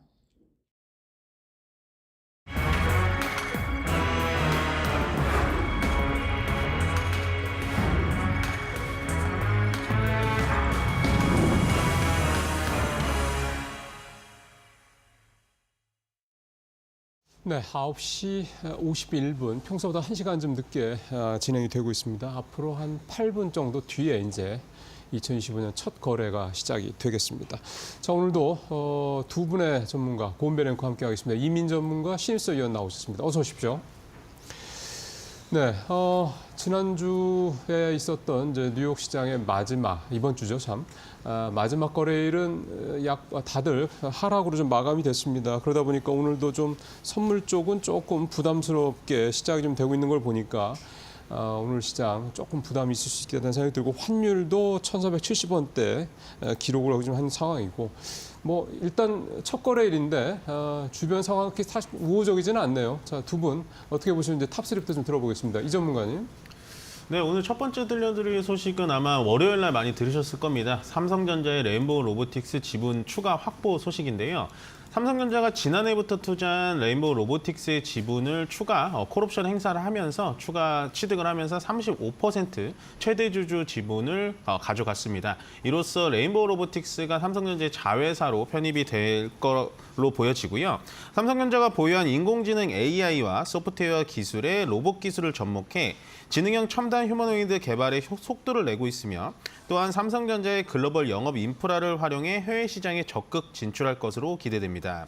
삼성전자가 레인보우 로보틱스를 자회사로 편입한 건 로봇을 미래 핵심 사업으로 키우겠다라는 의지로 풀이되고 있으면서 이처럼 로봇은 최근 글로벌 빅테크 기업들이 뛰어들고 있는 사업으로 엔비디아는 내년 상반기 휴머노이드 로봇용 소형 컴퓨터 제슨 토르를 출시하면서 테슬라는 옵티머스를 2026년 외부 판매용으로 양산할 예정이라고 합니다. 다음은 우리가 좀 알아둬야 되는 2025년도 투자 전략에 대해서 준비해봤는데요. 2024년도는 다사다난이라는 표현도 모자랄 만큼 투자 시장에서 굉장히 어려움이 많았습니다. 힘들었던 작년을 되돌아보는 대신에 새로운 2025년도에 맞춰서 하루빨리 전략을 세워야 할 시간입니다. 과거에 우리 경제가 코너에 몰릴 때마다 돌파구 역할을 했던 수출이 2025년도 새해에도 희망의 사다리가 될 수밖에 없다라는 분석이 나오고 있는데요. 2024년도에 깜짝 수출 실적을 기록한 변압기나 라면처럼 수출 품목의 다변화가 필요합니다. 더구나 2025년도는 도널드 트럼프 2기 행정부 출범 등 세계 정세가 요동치는 상황에서 수출의 주력이 될 만한 포인트를 잘 찾아야 합니다. 그래서 새해에는 선박과 조선, 그리고 바이오 헬스, 화장품 섹터에서 수출이 늘어날 가능성이 큰 만큼 관심 있게 지켜보셔야 할 포인트로 보여집니다. 마지막으로 달라지는 2025년도 국내 증시 법안입니다. 먼저 대체거래소가 출범이 되면서 한국거래소의 독점 체계가 70여 년 만에 깨집니다. 대체거래소가 영업을 시작하면 주식거래 가능 시간은 오전 8시부터 오후 8시까지 12시간으로 확대가 되는데 한국거래소와 공통으로 운영하는 정규거래 시간 전후로 8시부터 50분간 프리마켓, 그리고 오후 3시 30분부터 오후 8시까지 애프터마켓을 운영합니다. 또한 대체 거래소인 넥스트레이드는 매매 수수료도 기존 한국 거래소의 20%에서 40% 수준으로 인하할 계획입니다. 그리고 작년에 집중 논의되었던 금투세는 올해 폐지가 됐으며 말도 많고 탈도 많았던 공매도는 올해 3월부터 재개가 됩니다. 이렇듯 주식시장의 많은 제도가 개편이 되면서 코리아 디스카운트 현상이 하루빨리 나아지길 기대해 보겠습니다. 네, 알겠습니다. 우선 이민 전문가님께서는 레인보우 로보틱스의 삼성전자 자회사 편입을 가장 먼저 언급해 주셨고 올해 좀 바뀌는 제도라던가 아니면 주목해봐야 될 섹터에 대한 이야기를 집중적으로 해주셨습니다. 그렇다면 신 의원님께서는 오늘 장탑3 어떻게 선정하셨을까요? 네, 레인보우 로보틱스 얘기가 나왔지만 그 휴머노이드가 굉장히 파격적으로 다가오는 거는 사실인데 워낙에 옵티머스가 나와서 그렇죠. 손으로 뭐 공을 잡고. 하지만 우리가 그 영화에서 보던 그런 장면은 아주 먼 미래 얘기 같고요. 지금 당장은 일단 협동 로봇에서 이제 돈이 발생되고 있다. 그래서 저번에 얘기 드린 대로 HD 현대사모중공업의 전남 영암 조선소에서 후판의 접합부를 용접하는 부분에서 지금 현재 레인보우 로보틱스의 로봇이 지금 현재 쓰이고 있다고 말씀드렸죠. 그리고 덴마크의 유니버셜 로봇의 CEO가 방한을 해서 전남 영암 조선소를 찾은 이유도 자신의 덴마크 유니버셜 로봇의 접합부 용접 로봇이 잘 작동하고 있는가를 시찰하기 위함이었습니다. 54대 중에 절반이 덴마크 유니버셜 로봇의 용접 협동 로봇이었고 나머지가 우리나라의 유로메커와 그다음에 레인보우 로보틱스의 로봇입니다. 그래서 지금 이제 조선주의 대세에 로봇까지 참여를 했다. 결국에 레인보우 로보틱스는 삼성전자의 최대 주주로 올라섬에 따라서 자회사 편입 이 이슈에 더해다가 조선주의 대세의 기자재주로서의 편입 이 이슈까지 있기 때문에 지금 불확실성이 강한 시장 속에서 강한 확신을 가질 수 있는 확실성 있는 이런 정확한 지표들이 나와버리면은 굉장히 시장에 관심을 받을 수밖에 없죠. 레인보우 로보틱스가 기술적으로도 20개월 선을 재돌파하는 모습이 보여지고 있기 때문에 오늘도 지금 초강세를 나타내리라 생각이 되고요. 두 번째는 SK바이오팜의 미국 시장 성공적인 안착입니다. 유한양행의 정말 굉장히 역사적인 그 획을 긋는 사건이었죠. 그 이후에 약간 바이오주들이 전체적으로 침체가 됐습니다. 알테오젠, 리가켄 바이오, 그다음에 지금 뭐 펩트론, ABL 바이오 같은 기술 수출 플랫폼 이 4대 천왕조차도 지금 기술적인 이격이 너무 벌어진 가운데 상당폭 조정이 이루어졌습니다. 그 가운데 SK바이오팜 같은 이 거대한 바이오 업체가 밑에서 조용하게 어뢰가 지금 쏘아 올리듯이 떠오르고 있는데 이 지금 뇌전증 신약이죠. 세노바마이웨이트. 이게 지금 미국 시장에서 FDA 허가를 2019년에 받고 2020년부터 판매가 됐는데 이것 때문에 작년 4, 4분기부터 영업이 흑자가 시작됐습니다. 그래서 올해 3, 4분기까지 4개 분기 연속 흑자 행진.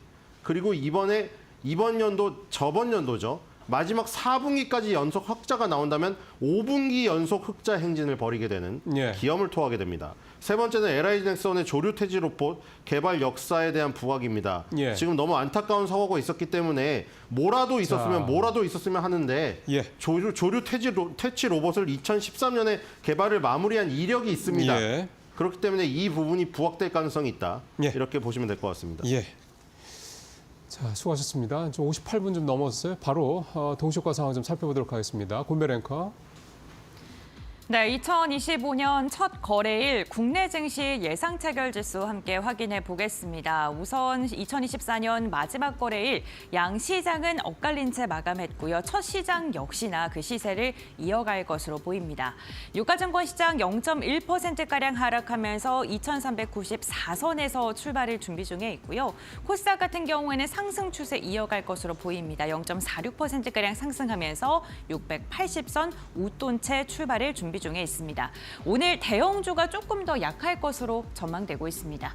시가총액 상위 종목들 어떻게 출발할까요? 우선 유가증권 시장부터 확인해 보시죠. 삼성전자가 1월 1일부터 목표 주가 하향 리포트가 나오고 있습니다. 역시나 실적에 대한 부담감 때문인데요.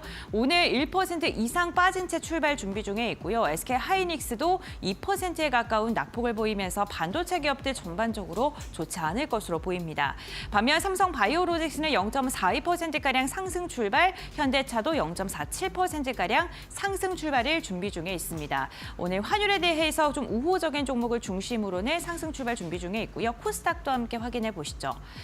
지금 2차 전지 에코프로비엠 같은 경우에는 0.1%가량 오름세, 나머지 좀 보합권 출발 예상되고 있고요. 리가켄바이오는 2%가량의 강세 ADC 제형에 대한 기대감, 지금 매수세로 이어지고 있습니다.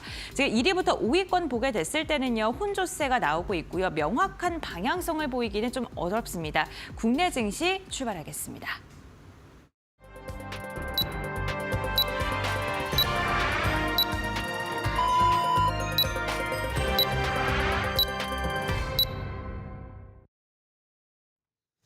예, 2025년 을사년 새해 첫 거래 지금부터 시작이 됐습니다. 자, 일단 앞서 동시효과상으로는 코스피는 약보합, 코스닥은 강보합권으로 시작될 것으로 좀 전망이 좀 됐습니다. 전체적으로 지난주 시장 지난 마지막 거래일 뉴욕 시장이 좀 하락했다는 영향이 어쨌든 장 초반에 좀 미칠 수밖에 없다 좀 보여지는데, 일단 코스피도 지금 뜬 거로는 약보합이 아니라 강보합으로 시작을 했습니다. 0.06%긴 한데 플러스로 일단 시작을 해서 2,400선 딱 찍고 시작을 했고요. 코스닥은 0.12%, 그래서 679, 680선 좀 다 가까이 와서 장을 좀 시작을 하는 그런 모습입니다. 동시효과 상황보다는 조금 더 긍정적으로 시장 분위기가 좀 가고 있는 그런 모습입니다. 자, 출발 상황을 좀 더 이제 자세히 좀 살펴볼 필요가 있겠습니다. 동시효과 상황보다 조금 좀 나아서요. 시가총액 상위 종목들 흐름들은 어떤지 살펴보도록 하겠습니다. 고은별 앵커. 네, 2025년 을사년 첫 거래가 시작이 됐습니다. 오늘 정교장 1시간 늦게 출발을 알렸는데요. 우선 지난해 우리 시장은 바닥만 다지다 끝이 났습니다. 과연 오늘 이 첫 거래일 우리 시장이 반등의 시그널을 모색할 수 있을까요? 우선 양 시장은요, 상승으로 출발했습니다. 다만 그 상승의 추세가 그렇게 크진 않습니다. 유가증권 시장 0.06% 강보합권 2,400선 회복을 위해 좀 힘겹게 시도 중이고요. 코스닥 같은 경우 오히려 약보합권으로 돌아서면서 677선에서 출발을 알렸습니다. 오늘 개장 직후에 우리 시장은 눈치를 보는 양상입니다. 우선 지난 마지막 외환 시장의 거래 자체가 환율에 대한 강세가 부담스러웠던 상황이었고요. 오늘도 역시나 원달러 환율 상승으로 출발을 했습니다. 그렇다면 시가총액 상위 종목군들은 어떻게 출발을 알렸을까요? 유가증권 시장 보면요, 오늘 반도체 기업들의 흐름이 그다지 좋지 않습니다. 우선 2024년 마지막 거래일 뉴욕 증시에서는요, 엔비디아가 소폭의 조정을 받으면서 마감을 했습니다. 오늘 국내 증시 역시나 이에 대한 영향 고스란히 받고 있고요. 지난해 반도체가 시장을 견인했다, 수출 시장을 견인했다라는 소식이 전해짐에도 불구하고 메모리 반도체 가격이 또다시 약세를 지속할 것이다라는 이야기가 나오면서 오늘 반도체 기업들 부담으로 작용할 수밖에 없고요. SK하이닉스 1.4%가량 하락 출발, 삼성전자도 1% 이상의 하락을 보이면서 출발했습니다. 오늘 증권가 리포트 삼성전자 목표 주가 하향 리포트 나오고 있고요. 여전히 실적에 대한 부담감은 나오고 있습니다. LG에너지솔루션 0.14%가량 상승으로 출발을 했습니다. 2차 전지 캐즘에 대한 이야기는 좀 지속적으로 나오고 있는데 ESS 부분을 조금 더 강화하겠다라고 지금 회사 측에서 입장을 밝힌 상황이고요. 주가에는 그렇게 막 반응이 크게 나오진 않고 있습니다.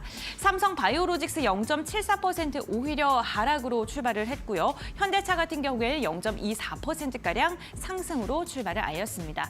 다음 장 보겠습니다. 6위부터 10위 살펴보시죠.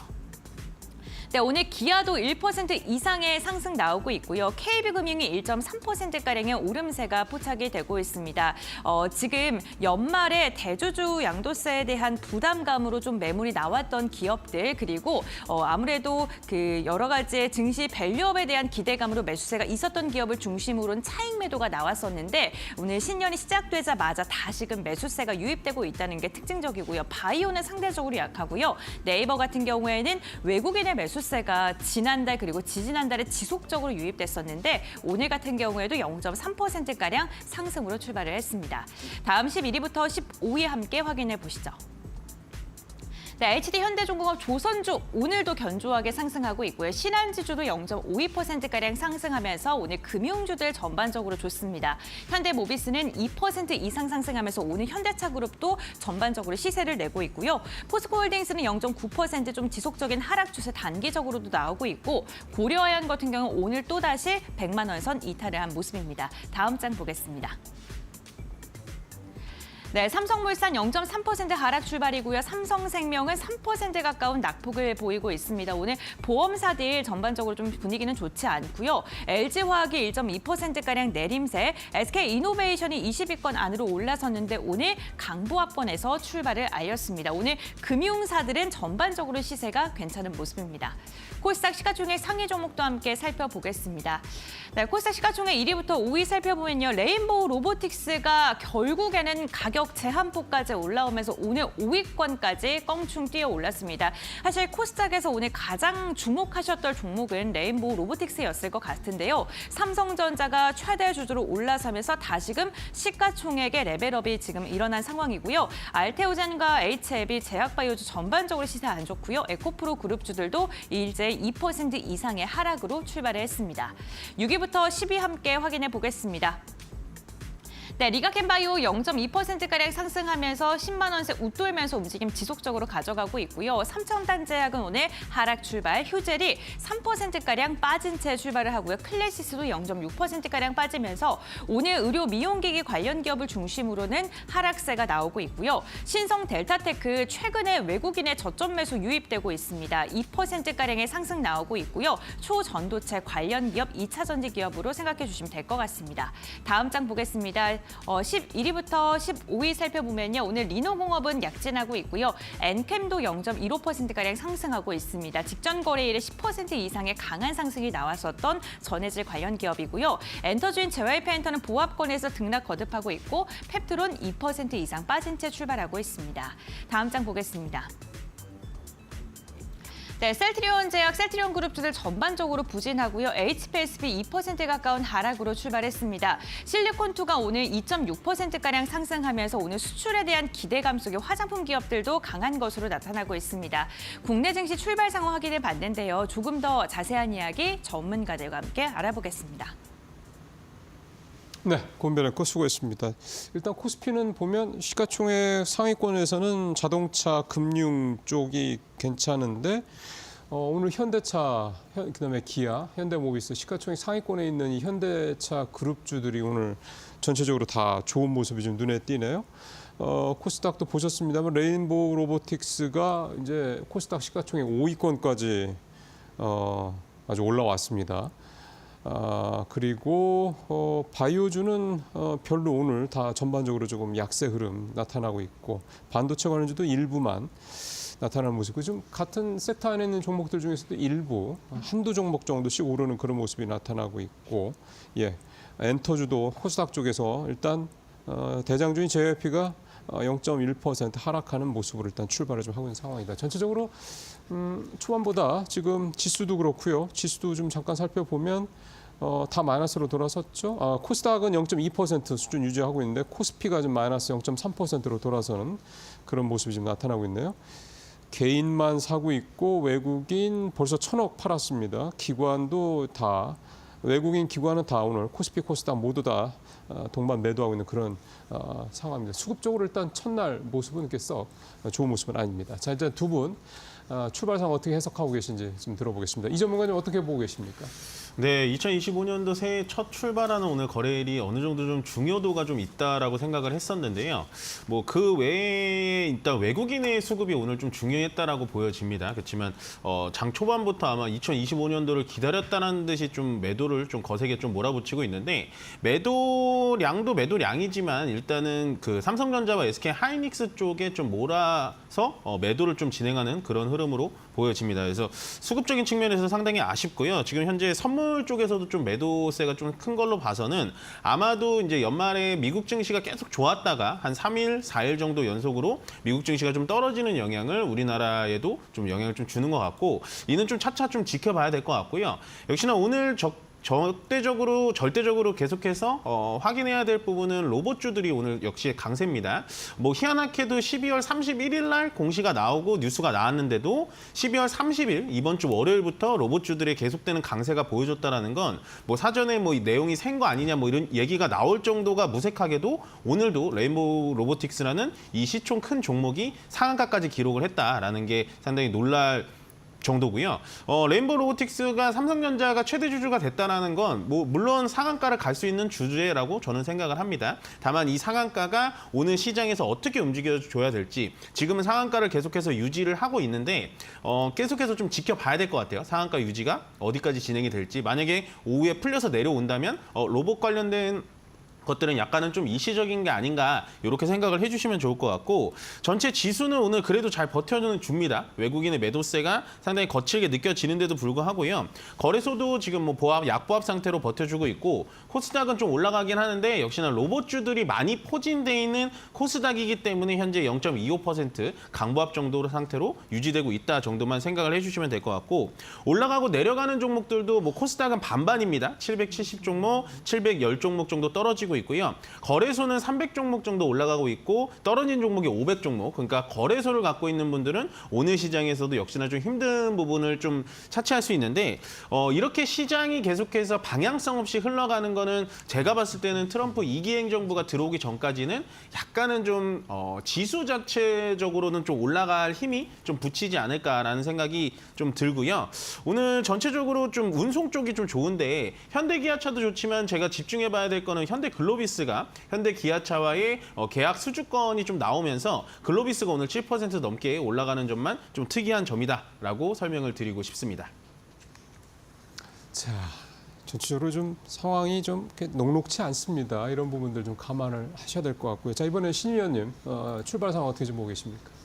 네, 조선주의 밸류 체인을 그동안 거의 매일 데일리로 계속 짚어드렸는데 오늘도 진행이 되고 있고 이따 두 번째 턴에 다시 한번 볼 텐데 그 조선주가 대세론으로 가는 여러 가지 요소가 지금 계속해서 나오고 있다고 말씀을 드렸는데 거기에는 이제 확산이라는 것이 있었죠. 조선주의 시세가 강하고 예전에 대세 상승했던 시세들을 보면은 확산이 이루어집니다. 그래서 거기에 이제 로봇주가 편입되었다고 말씀을 드렸죠. 로봇주가 거기에 편입되어서 같이 간다면은 이제 굉장히 저희가 넓어지는 거죠, 스펙트럼이. 왜냐면 로봇이 그동안 중심적으로 간 것들이 레인보우 로보틱스가 삼성전자가 지분을 인수하면서 그 시점에서 시작됐고요. 그리고 뉴로메카가 같이 후발주로 따라가고 있다가 두산 로보틱스가 신규 상장하면서 정점을 찍기 시작했습니다. 그러다가 이제 이 삼성전자의 지분 확대 소식과 드디어 이제 자회사 편입까지 이루어지면서 다시 한번 그 당시의 전고점을 지금 타진하는 거기다가 지금 거의 점 상한가를 갔거든요, 지금. 거의 점 상한가, 기세 상한가를 가버리는 기염을 토했습니다. 그래서 지금 유로메카 그리고 이 지금 레인보우 로보틱스, 두산 로보틱스 그 다음에 덴마크의 유니버셜 로봇을 인수해간 미국의 티커 TER 반도체 업체인 테라다인 이게 지금 4대 업체가 동시에 지금 움직이고 있습니다. 거기다가 아까 전에 이 지금 LIG 넥슨이 조류 퇴치 로봇을 2013년에 이미 개발이 끝나 있었다고 했는데 여러 가지 공항의 여건상 인간을 배치했지만 결국에 막지 못했어요. 물론 고도가 너무 높은 곳에서 일어나는 조류의 충돌을 인간이 막을 수는 없지만 우리가 지금 너무 안타까운 사고가 일어났기 때문에 뭐라도 조금 더 해봤으면 어땠을까 하는 그런 거를 지금 탓하고 있잖아요. 인간이 할 수 있는 최대한의 노력을 했으면은 어떻게 결과가 바뀌었을까 하는 그 안타까운 마음이잖아요. 지금 무안공항에 2시간 동안 기다리면서 지금 분향소에서 기다리시는 그분들의 마음과 똑같은 거죠.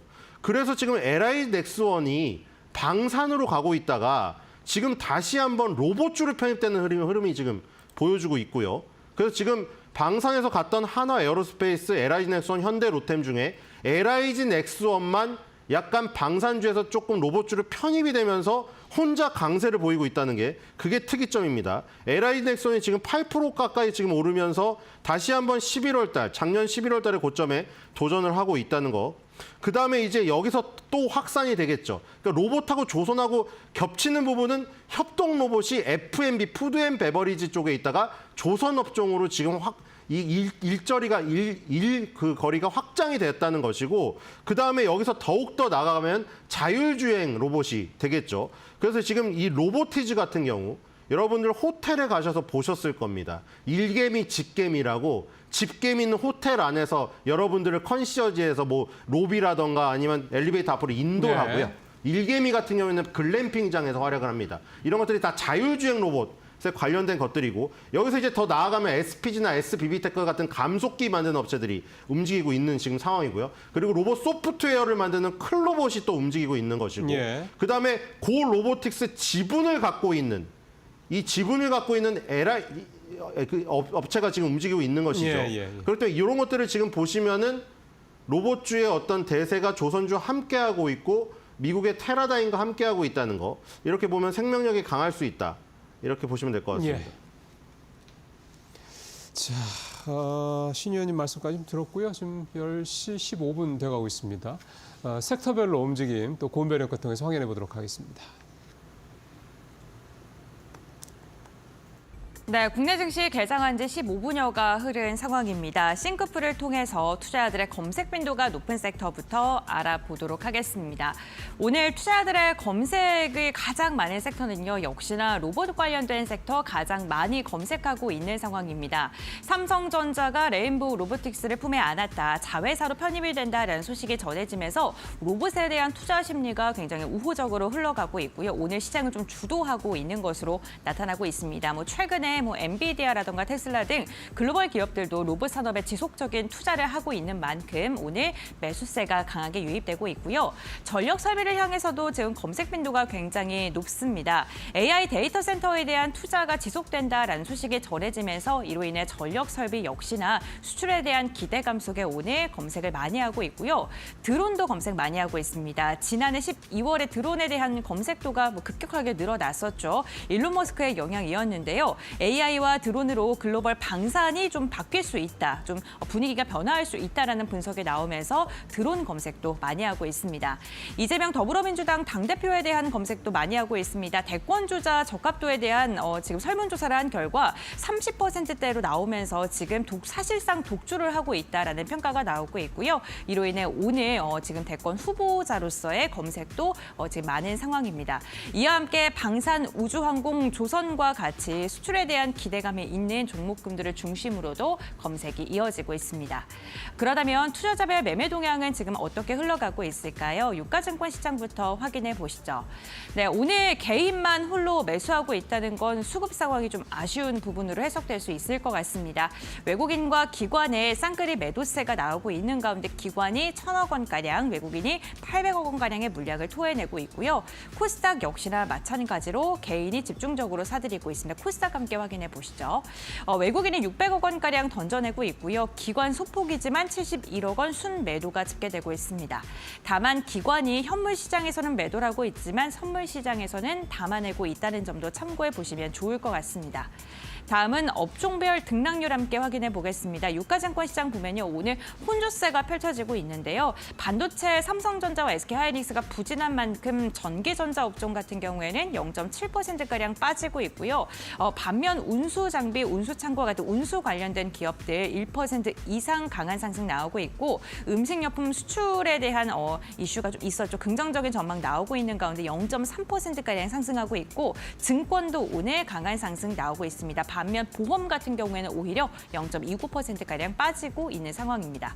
다음 코스닥 업종별 등락률도 함께 확인해 보겠습니다. 오늘 코스닥이 상대적으로 상승하는 업종이 조금 더 많은 것으로 나타나고 있는데요. 인터넷, 제조, 그리고 운송 장비, 부품, 방송 서비스가 1% 이상 상승하고 있고요. 출판, 매체, 복제가 0.57%가량 하락하고 있는데 최근에 그 정치 테마 관련된 인물주들이 강한 상승 나오거나 하락 나올 때 변동성이 나타나는 게 출판, 매체, 복제이죠. 오늘도 0.5%가량 빠지고 있습니다. 그렇다면 오늘 양시장에서 상승을 강하게 하고 있는 기업은 어떤 게 있을까요? 코스피부터 확인해 보겠습니다. 네, 오늘 1위부터 5위권 확인을 하게 되면요. 지금 AI 그리고 로봇 관련 기업들이 대거 줄지어 이름을 올리고 있습니다. 두산 로보틱스가 17%, 그리고 진양산업이 15%, 삼익 THK가 두 자릿대 강세 나오고 있고요. 엔비디아 AI 관련 기업인 유니퀘스트도 두 자릿대 오름세 포착되고 있습니다. 다음 코스닥 상승률 상위 종목도 함께 확인해 보겠습니다. 마찬가지로 지금 로봇 관련 기업들 오늘 우리 시장 주도하고 있습니다. 하이젠, R&M, SBB테크, 레인보우 로보틱스, 가격제 한포까지 오른 모든 종목들이 지금 로봇 기업들이고요. 진시스템 그리고 SPG까지 지금 5위권에 있는 기업들 전부 다 로봇 사업을 영위하고 있는 기업들입니다. 우선 특징적인 걸 보게 된다면 오늘 테마적인 지금 투자 심리 자체가 로봇 기업들로 쏠려 있는 것으로 확인되고 있는데요. 전문가들은 오늘 개장하고 나서 어떠한 종목 눈여겨보고 있을까요? 지금 바로 알아보시죠. 예, 한마디로 그냥 뭐 기승전 결에서 기승전 로봇이네요. 뭐 코스피, 코스닥 다 거의 뭐 이 로봇 외에는 사실은 딱히 뭐 말씀드릴 만한 그런 종목이 좀 흐름이 안 보입니다. 지금 코스피도 LG에너지솔루션이 플러스로 좀 돌아선 거가 하나 눈에 띄고, 나머지는 뭐 아까랑 상황이 비슷합니다. KB금융이 상승폭 2% 중반까지 좀 올라섰다라는 거, 네이버도 플러스로 돌아섰다는 이 정도 좀 눈에 띄고, 코스닥도 지금 뭐 딱히 아까보다 HLB가 플러스로 돌아선 거, 리가켄바이오도 좀 살짝 플러스로 돌아섰네요. 클래시스가 오늘 시가총액 10위권 중에서는 4% 가까이 상승하고 있는 게 좀 눈에 띄는 그런 정도 모습입니다. 오늘 전체적으로 하여간 아까보다는 조금 분위기가 조금 나아지는 것 같긴 합니다만 전체적으로 아직은 좀 무겁다 이렇게 봐야 될 것 같습니다. 자, 두 분 또 이 종목별 흐름 어떻게 보시는지 또 해석을 좀 들어보겠습니다. 이 전문가님 어떤 것들 눈에 띄시나요? 네, 일단 오늘 시장은 오후장까지 좀 지켜봐야 될 것 같습니다. 네. 확실히 지금 시장 지난 지 한 20분 정도 지났는데 코스피나 뭐 코스닥은 계속해서 좋았고 코스피는 다시 정상화를 좀 시켜주는 흐름이거든요. 코스닥 같은 경우는 역시 로봇주들 중에 시총 5위로 지금 찍어 올라간 레인보우 로보틱스가 상한가를 기록을 하다 보니까 전체적으로 코스닥 지수 자체를 좀 끌어올리는 느낌이고, 코스피는 뭐 로봇주가 많이 없습니다. 생각보다 많이 없고요. 그나마 꼽으면 뭐 두산 로보틱스 정도가 되는데, 역시나 로봇 테마들이 올라가면서 두산 로보틱스도 강하게 좀 올라가지고 있다 정도만 보시면 되는데, 우리가 지금 오늘은 로봇 얘기만 계속해서 들으실 거예요. 그렇지만 로봇 산업이라는 거는 약간 우리가 저번 주에 계속해서 움직여줬었던 양자 암호 쪽이랑은 좀 다르게 생각을 하셔야 될 것 같습니다. 양자 암호라는 건요, 제가 조심하셔라, 테마성일 가능성이 굉장히 높다, 실체적인 기업은 많이 없다라고 말씀을 드린 반면에 로봇 같은 경우는 현재 실체를 만들어내고 있죠. 레인보우 로보틱스의 휴머노이드라든지 뉴로메카의 협동 로봇이라든지 아니면 뭐 용접 로봇, 뭐 아니면은 뭐 지금 로보라든지 로보스타라든지 뭐 이런 가전용 로봇이라든지 뭐 이렇게 만들어내고 있다라는 거에 좀 집중을 해줘야 될 것 같고, 그렇다고 해서 로봇이 그럼 계속해서 올라갈 것이냐라는 거는 차후에 좀 지켜봐야 되는 문제인 거예요. 다만 제가 비교드리고 싶은 구는 양자암호, 양자 테마 때문에 올라갔던 테마와는 지금 실체가 있는 로봇의 테마는 좀 다르다는 거죠. 그렇기 때문에 로봇에 뭐 지금 삼성이라든지 LG, 한화, 두산까지 대기업들도 로봇에 계속해서 집중되는 투자를 진행하고 있다라는 점을 좀 체크를 해보셔야 될 것 같고, 연말에 나온 뉴스 중에 엔비디아가 GPU, 그다음에 블랙웰, 뭐 이런 반도체 칩을 설계하고 생산하는 사업을 주력으로 하되 우리도 앞으로 로봇을 만들 거다라고 얘기가 나왔다라는 건 전 세계 1등 업체인 테슬라와 엔비디아가 이쪽으로 오고 있다라는 거죠. 그거에 따라서 늘 말씀드렸다시피 미국보다는 현재 중국 그리고 우리나라, 일본이 로봇 기술에는 더 앞서 있습니다. 현재 미국은 뭐 인구 문제, 뭐 노령층 문제, 뭐 이런 것들이 이민자들을 받아주기 때문에 별로 문제가 없고, 중국과 일본, 우리나라는 지금 뭐가 문제가 있죠? 고령층들이 점점 많아지는 약간 인구 둔화의 그런 위기가 있기 때문에 로봇 산업 쪽, 특히나 협동용 로봇, 휴머노이드 로봇에는 우리가 좀 더 앞서 있다. 기술적인 부분에서는 좀 더 앞서 있기 때문에 계속해서 지켜봐야 될 것 같고요. 로봇 쪽이 또 앞으로 또 어느 정도 또 좋아질 거라고 생각이 드는 게 뭐냐면 1월 달에 이제 계속 미국에서 열리는 CES 2025에서도 로봇 산업 쪽에서는 어느 정도 좀 퍼포먼스가 날 수 있지 않을까라는 생각이 듭니다. 다만 오늘 너무 로봇에만 좀 집중하지 마시고요. 로봇이 가다 보니까 전선, 전력 테마들도 좀 올라가고 있다는 걸 집중을 해보셔야 되는데, 로봇이 말 그대로 움직이려면은 지금 말 그대로 로봇만 있어서는 될 게 아니라 전력과 전압, 분명히 전력, 전력 소부족 뭐 이런 것들이 또 이슈가 될 수 있기 때문에요. 전력 전압까지도 계속해서 지금 내려와 있는 종목들이 많거든요. 로봇 쪽에 집중하지 마시고 오히려 안 가지만 앞으로 좀 히든 카드가 될 수 있는 그런 테마 쪽으로 보시는 게 훨씬 더 좋아 보입니다. 예, 마지막에 말씀도 잘 참고하실 바라겠습니다. 이게 사실은 뭐 하나가 확 바람이 불어서 가다 보면 사실 좀 불안불안하죠. 그런 부분들 감안하시면서 투자 임하시면 좋을 것 같고요. 자, 이번에는 신일수 의원님도 종목별로 한번 들어보겠습니다. 네, 이렇게 되면 2025년 을사년의 해는 쾌걸조로의 포트폴리오로 시작이 됩니다. 조선과 로봇이기 때문에 여러분들은 쾌걸조로의 포트폴리오를 구성하시기 바라고요. 이게 결국에는 조선주의 대세 시세에 로봇이 편입했기 때문에 이렇게 강할 수가 있는 겁니다. 그걸 꼭 명심하시기 바라고요. 지금 여러 가지 아까 전에 로봇 완성주부터 협동 로봇부터 뭐 지금 산업용 로봇부터 자율주행 로봇부터 그 로봇의 기자재, 로봇 시스템, 소프트웨어까지 다양하게 분류할 수가 있는데 대장은 누굽니까? 아침에 가장 먼저 상한가에 들어간 게 대장입니다. 레인보우 로보틱스죠. 레인보우 로보틱스와 뉴로메카 두산 로보틱스, 그 미국의 테라다인까지 합쳐서 협동 로봇의 이 지금 시장의 확대가 가장 중요한 포인트입니다. 그러니까 그동안 F&B, 피자집, 치킨집, 커피집 여기서 인간과 일하던 것이 조선소에서 고임금 노동자와 함께 일하는 여기로 지금 전이가 됐다는 거. 그게 중요합니다. 덴마크의 유니버셜 로봇 사장이 왜 태어나서 처음으로 한국에 방한을 하여 전남 영암의 HD 현대사무중공업 조선소를 찾았는가. 아주 상징적인 장면이 지나간 것입니다. 거기서 이미 11월 28일에서 힌트가 나온 것이죠. 로봇주가 조선주의 대시세에 편입이 된다면 같은 시세를 낼 가능성이 큽니다. 자, 조선주 살펴보죠. HD 한국조선해양, HD 현대미포, HD 현대중공업 세 개 중에 하나는 무조건 가져가야 된다고 한 지가 지금 2달이 된 것 같은데 지금 밑바닥에서 많이 오른 건 100% 올랐습니다. 근데 누누이 말씀드렸다시피 이 시크릿컬 업종의 대시세 진바닥에서 만약에 최고점까지 간다고 하면은 10배가도 나올 가능성이 있습니다. 그것을 명심하시고 호흡을 길게 가져가시기 바라고요. 이게 전이가 되면 HD 현대 같은 지주회사까지 나중에 느리게 움직일 수가 있겠죠. HD 현대이라는 지주회사 나중에 뒤에 놓고 보시기 바라고요. 그다음에 예전에 대우조선해양이었던 하나오션, 그다음에 삼성중공업까지 묶어서 이 우리나라의 조선 3사 그중에 이제 삼성중공업은 맨 뒤로 밀어놓자고 말씀을 드렸고요. 이 미국의 군함에 관련된 쪽으로 조금 더 초점을 맞춘다고 하면은 하나오션을 선택하는 그것은 이제 취사 선택이라고 말씀을 드렸고 그다음에 이제 피팅주로 바로 넘어간다고 했죠. 태광 오늘 4% 오르고 있고요. 성광맨도 4.5입니다. 이 여기서 우위를 가리려면 당연히 성광맨도고요. 처음부터 성광맨들 잡았으면 아주 마음이 편하죠.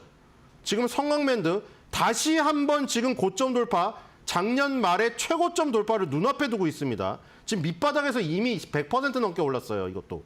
태광, 성광맨드, 그다음에 이제 세진중공업으로 넘어갑니다. 세진중공업이 결국 LNG 탱커를 만들기 때문에 탱커를 수주한 다음에 거기서 한국카본이랑 동성화인텍의 LNG 본행제를 발주를 내린다고 했죠. LNG 본행제인 지금 한국카본하고 동성화인텍 여기서 지금 동성화인텍이 먼저 앞서 나왔기 때문에 선도주라고 말씀드렸죠. 오늘도 상승폭이 동성화인텍은 7.97, 지금 8.18로 올라가고 있고요. 한국카본은 그 절반에 그친 4.60입니다. 당연한 수순이겠죠. 이 태광이냐 성광맨드냐에서 성광맨드 택하신 분들, 한국카본이냐 동성화인텍에서 동성화인텍을 선택하신 분들은 1등주를 잘 가려서 선택을 하신 거예요. 그다음에 세진중공업에서 한국카본 동성화인텍으로 넘어가는 걸 말씀드렸고 그다음에 이 심장, 자동차도 엔진이 심장이고 조선도 엔진이 심장입니다. 하나 엔진이 대장이죠. 지금 작년 말에 신고가가 19,100원인데 거의 얼마 남지 않았습니다. 지금 18,850원이에요. 또 신고가를 깔 가능성이 큽니다. 이것도 밑바닥에서 100% 올랐어요. 이미. 2.28 오르고 있고요. 엔진, 한화 엔진이 뜨면 당연히 또 따라오는 건 뭐라고 했습니까? 실린더 라이너를 만드는 케이프라고 했죠. 케이프도 작년 고점을 돌파하기 직전이고요. 그다음에 한라 IMS 같은 이 지금 평형수 처리 장치 만드는 업체, 요것도 주목을 하라고 했죠. 그다음에 오리엔탈 정보, 여기서 명심해야 될 것은 오리엔트가 아니라는 것입니다. 오리엔트 시계 공장 선택하면 큰일 나요. 오리엔탈 전공이 조선 기자재주입니다. 네. 요것을 지금 이 밸류 체인들 지금 전체적으로 움직이고 있고 이 대시세는 작년에 의해서 계속되고 있으며 로봇주까지 편입이 되어서 더욱더 풍성하게 가고 있으니 우리가 2차 전지, 바이오, 예. 방산의 대시세에서 봤던 그 모습 이상이 나타날 가능성이 큽니다. 왜냐? 조선주는 시클리컬 업종이기 때문이죠. 네. 산과 골이 깊은 업종입니다. 네, 알겠습니다. 두 분과 함께 개장 직후의 상황 알아봤는데요. 그렇다면 오늘 두 전문가님께서는 새해 첫 거래에 우리 시장 어떻게 좀 포인트를 잡고 계실까요? 이민 전문가님 오늘 장기 포인트 말씀해 주시죠. 네, 일단 1분기는 좀 지지부진할 가능성이 높습니다. 그 말인즉슨 지수 자체는 뭐 지금 2,500포인트로 갑자기 튀어 올라가거나 이러기는 좀 어려워요. 왜냐하면 삼성전자와 하이닉스가 그만큼 힘을 내주질 못하기 때문에 1분기까지는 지수를 본다기보다는 오늘처럼 뭐 개별 테마라든지 개별 종목에 집중해서 성공하는 투자 되시길 바라겠습니다. 네, 알겠습니다. 개별 종목과 테마에 집중해야 된다라고 이야기해 주셨고요. 신 의원님께서는 오늘 장기 포인트 어떻게 선정하셨을까요? 네, 우리의 인생과 주식 투자가 똑같습니다. 지수는 지지부진하고 각자 도생만이 살 길입니다. 똑같죠? 지금도 국민들이 알아서 각자 도생하지 않으면 살아남을 수가 없는 거의 완전 야만의 시대로 지금 다시 돌아왔기 때문에 여러분들도 이 야만의 주식시장에서 혼자 살아남으려면 각자 도생을 해야 됩니다. 지금 쾌걸 조로의 포트폴리오를 구성하라고 말씀드렸는데 조선주에 밀접하게 연관된 협동 로봇 이것을 지금 쾌걸 조로의 포트폴리오를 구성하셔서 이 지지부진한 지수 이 상황 속에서도 여러분들이 각자 도생하는 포트폴리오를 꼭 구성하셔서 살아남으시는 을사년의 해처럼 뱀처럼 요리조리 아주 현명하게 장애물들을 빠져나가시기 바랍니다. 네, 알겠습니다. 두 분 공통된 의견 주셨습니다. 지수 자체가 상승하는 건 조금 어렵겠지만 그래도 종목을 잘 선별해서 수익을 극대화하자라고 이야기 정리해 보겠습니다. 오늘 두 분 말씀 여기까지 듣겠습니다. 고맙습니다. 수고하셨습니다.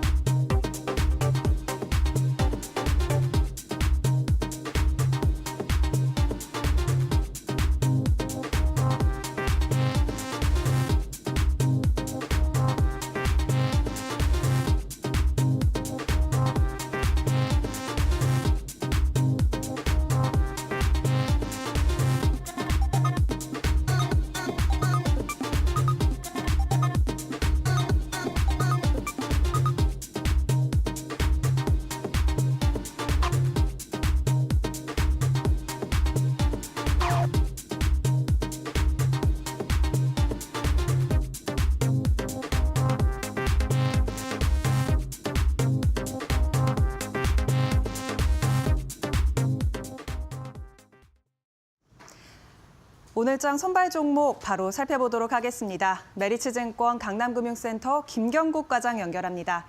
과장님 안녕하십니까? 네, 안녕하세요. 네, 오늘 가져오신 종목과 또 투자 포인트는 어떻게 볼까요? 오늘은 SK 하이닉스라는 종목을 가져와 봤고요. 이제 투자 포인트 몇 개 좀 말씀드리도록 하겠습니다.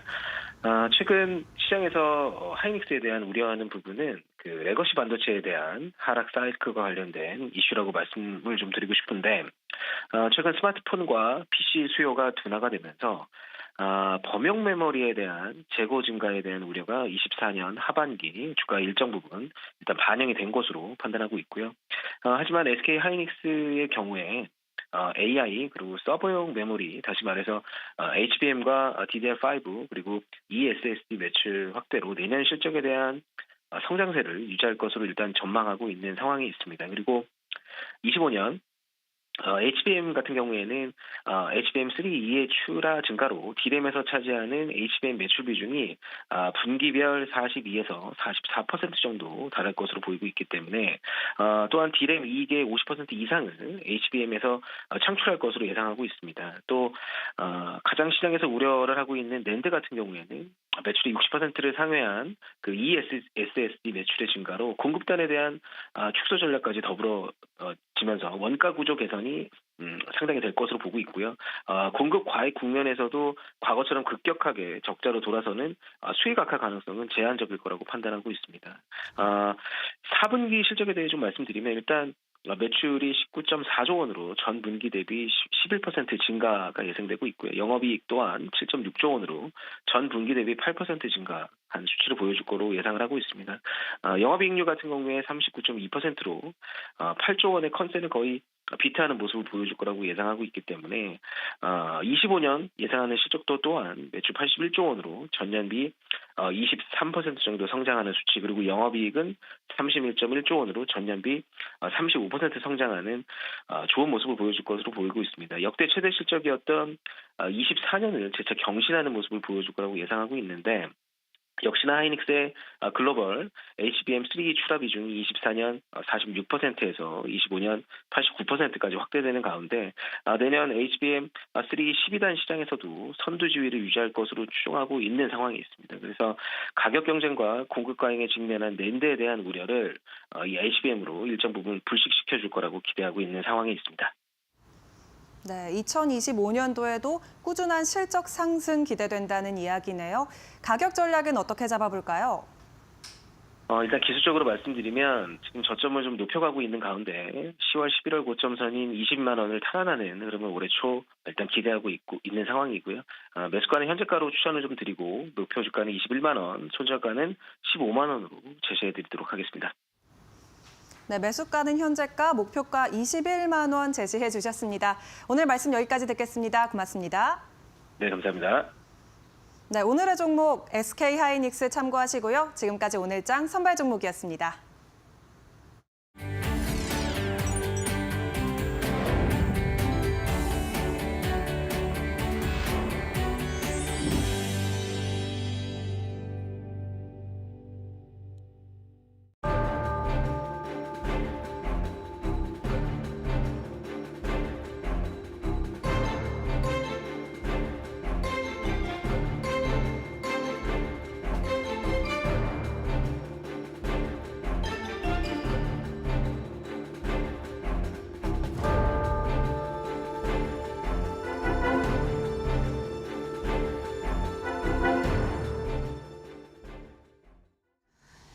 이코노미톡 시작을 하겠습니다. 이제 새해가 시작이 됐습니다. 트럼프 2.0 시대에 또 마주를 하면서 우리 한국 주력 사업도 새로운 도전을 예고를 하고 있는 상황입니다.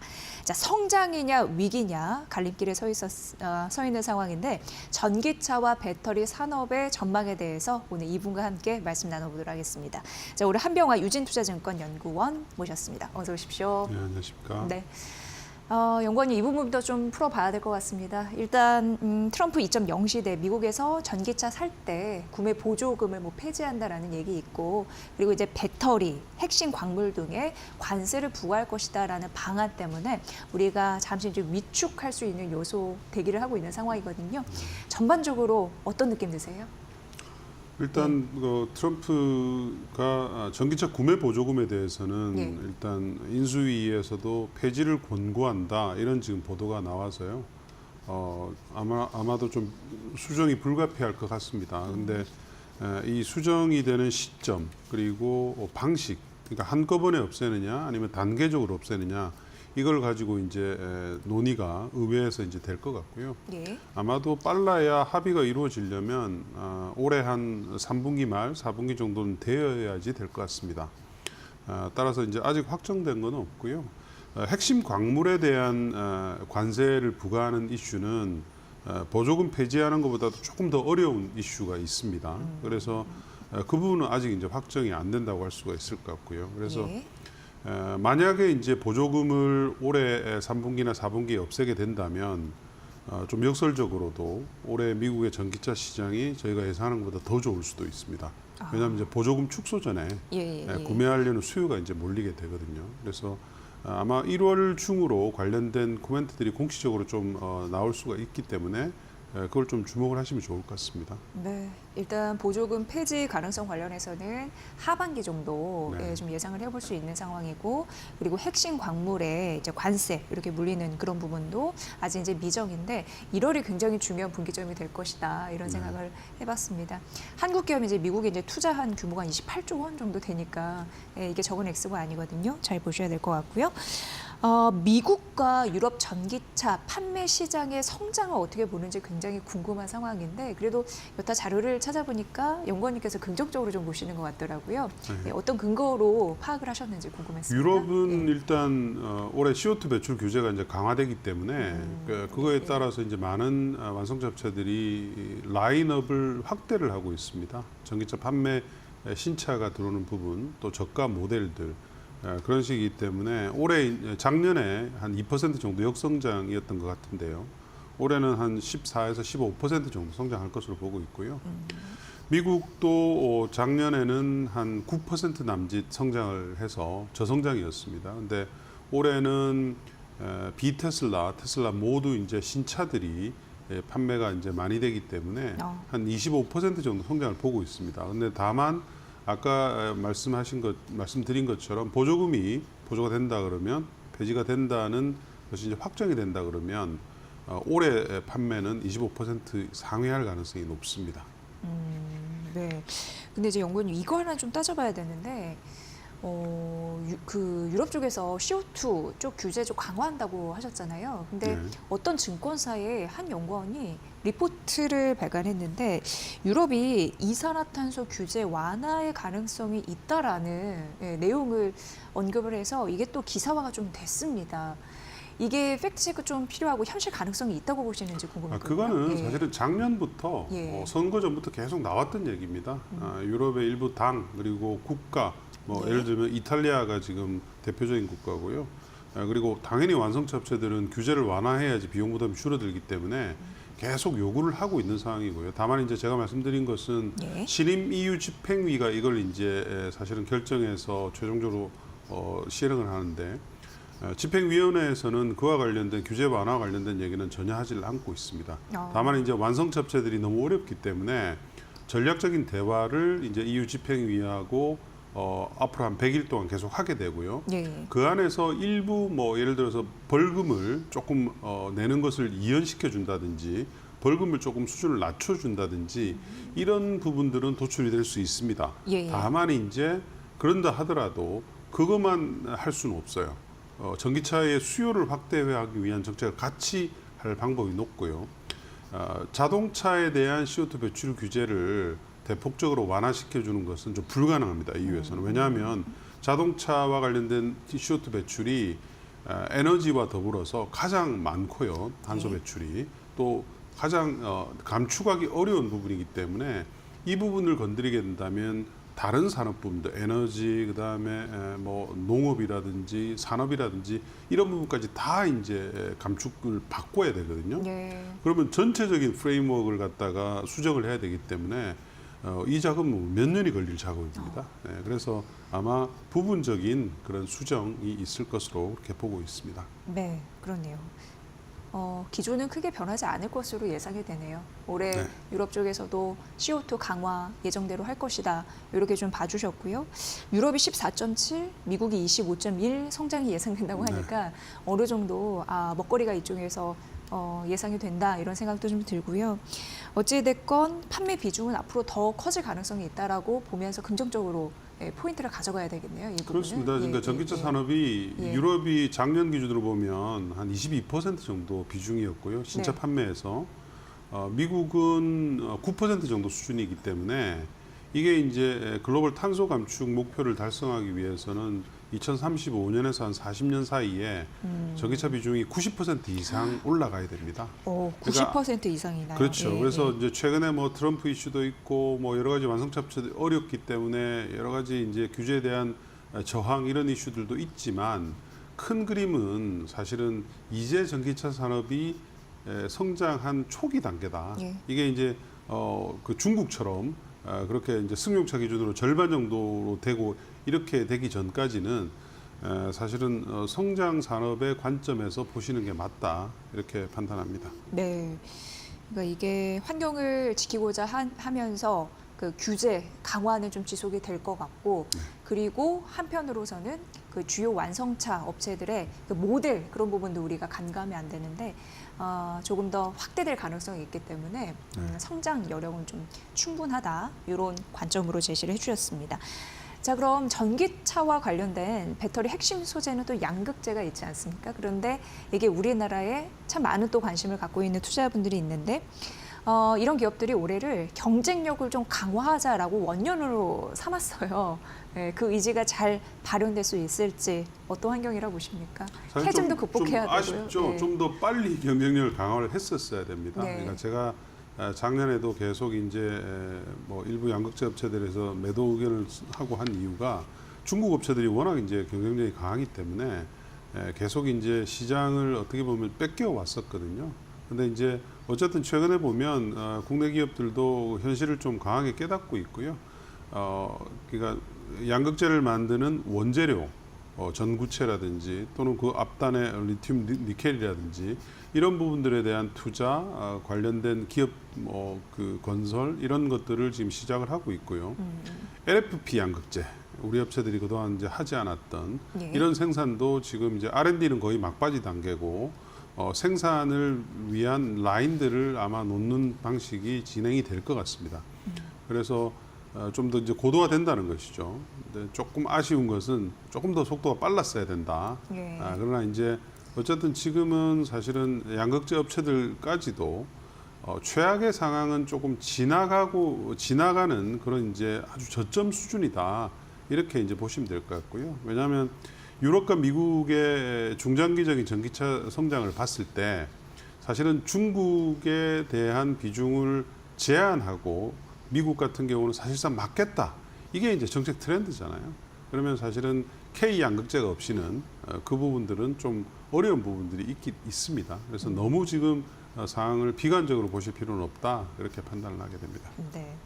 저희가 이제 2025년 새해가 시작이 됐고 연말 이렇게 분석을 보니까 사실 뭐 지금도 그 영향권에 있지만 고환율 때문에 많은 분들이 좀 어려워했는데 여기에 또 수혜를 볼 수 있는 섹터가 바로 이쪽에서도 나올 수 있어서 왜냐하면 외국인들이 현재 수출주와 저평가 관련주를 또 매수는 하고 있는 상황이 포착이 되고 있고 순매수 상위주 보니까 에코프로 BM이나 뭐 포스코 퓨처엠 이런 부분이 포함이 돼서요. K 배터리 관련주 전략 긍정적일지 궁금했습니다. 일단은 작년에 비해서 제가 스탠스를 바꾼 이유는 주가들이 많이 빠졌습니다. 많이 빠져서 일부 뭐 업체들은 아직도 밸류에이션이 굉장히 높습니다만 이제는 좀 절대 시총을 봐야 될 시점이에요. 왜냐하면 이제 업체들 전기차 산업이라는 것이 성장을 하는 중장기적인 성장의 규모는 우리가 이제 어느 정도 알 수가 있잖아요. 그 규모에 비례해 봤을 때 과연 이 시총이 싸냐 비싸냐 그 부분을 지금 이제 판단할 수가 있어야 되고요. 대부분의 업체들이 주가가 많이 하락을 해서 절대 시총이 많이 낮은 상태입니다. 그래서 지금 K 배터리 관련주들에 대해서는 뭐 손실을 많이 보신 분들이 많으신데 매도는 좀 자제하셔야 되는 타이밍이고요. 신규로 저점 매수를 꾸준히 좀 해가시는 방향으로 좀 바꾸시는 게 좋을 것 같다 그렇게 판단을 하고 있습니다. 네, 주가가 많이 떨어지기 때문에 시총 자체가 많이 쪼그라들었습니다. 저점 매수의 기회를 잘 포착하라라는 연구원님의 또 분석이었으니까 잘 참고를 해보시면 될 것 같고요. 워낙 이제 커버해 주시는 섹터 중에 이제 재생에너지 쪽 잘 하시기 때문에 그쪽 좀 여쭤보면 지금 태양광 풍력 우리가 항상 말하는 게 이쪽이니까 관심이 참 많아요. 그런데 여러 가지 한계점들이 우리나라에서는 보이고 있어서 이런 부분 많이 또 회자가 되고 있는 상황입니다. 문제와 과제는 뭐라고 보시는지 올 한해 어떤 부분을 우리가 포인트로 봐야 될까요? 사실 재생에너지는 글로벌 전체 신규 전력 그 설치량에서 보면 거의 90% 가까이가 재생에너지입니다. 그러니까 이미 사실은 재생에너지 이제 그로 다 재편이 되어 있는 상태이고요. 다만 이제 우리나라에서는 뭐 여러 가지 이제 뭐 입지 조건이라든지 또는 뭐 그 태양광이나 풍력에 이제 바람 좀 약하다든지 이런 이제 얘기들 하시는 분들이 많으신데 사실상 이제 그렇지 않습니다. 그렇지 않고 정책이 어떻게 되나 따라서 국내 에너지 시장이 변하게 되는데 그 부분들을 좀 여러분들이 좀 유심히 관찰하실 필요가 있고요. 최근에 이제 AI 데이터 센터 때문에 글로벌 전력 수요가 굉장히 급행창기에 들어갔습니다. 근데 보통 이런 AI 데이터 센터를 짓는 빅텍들이 다 아리백 기업들이잖아요. 그래서 일단 재생에너지를 먼저 확보하고 그 다음에 부족한 부분을 천연가스나 원전이나 이런 쪽으로 이제 가게 됩니다. 따라서 데이터 센터와 관련된 전력 수요에 재생에너지가 수혜주다. 이런 부분들은 여러분들이 꼭 좀 잊지 않으셨으면 좋을 것 같습니다. 네. 연구원님, 트럼프 당선인이 재생에너지를 대체할 원료로 화성에너지를 얘기를 했는데 그러면서 우리나라에서 그 원전도 잠시 언급해 주셨지만 원전 기술이 좀 강력한 대안이 될 수 있다라는 얘기가 나돌긴 했습니다. 이에 대해서는 어떻게 보시는지. 하지만 최근에 좀 어렵긴 합니다. 국내가 예. 글로벌 원전 산업의 강자죠. 예. 많은 좋은 회사들이 있고요. 다만 이제 원전은 사실은 메인스트림은 아닙니다. 제가 네. 아까 말씀드린 대로 1년에 글로벌리 설치되는 원전의 수가 거의 굉장히 미약하기 때문에 시장 자체가 그렇게 크지는 않거든요. 우리 업체들은 우리 정부의 정책이 제일 중요합니다. 그러니까 현재 정부와 같이 원전에 대한 막대한 지원이 계속된다. 이렇게 가정을 하면 우리 원전주도 좋을 겁니다. 그러나 만약에 그렇지 않고 스탠스가 좀 달라진다고 가정을 하면 원전주에 대해서는 조금 유의할 필요가 있다 이렇게 보고 있습니다. 그래서 국내 트럼프를 보지 마시고 네.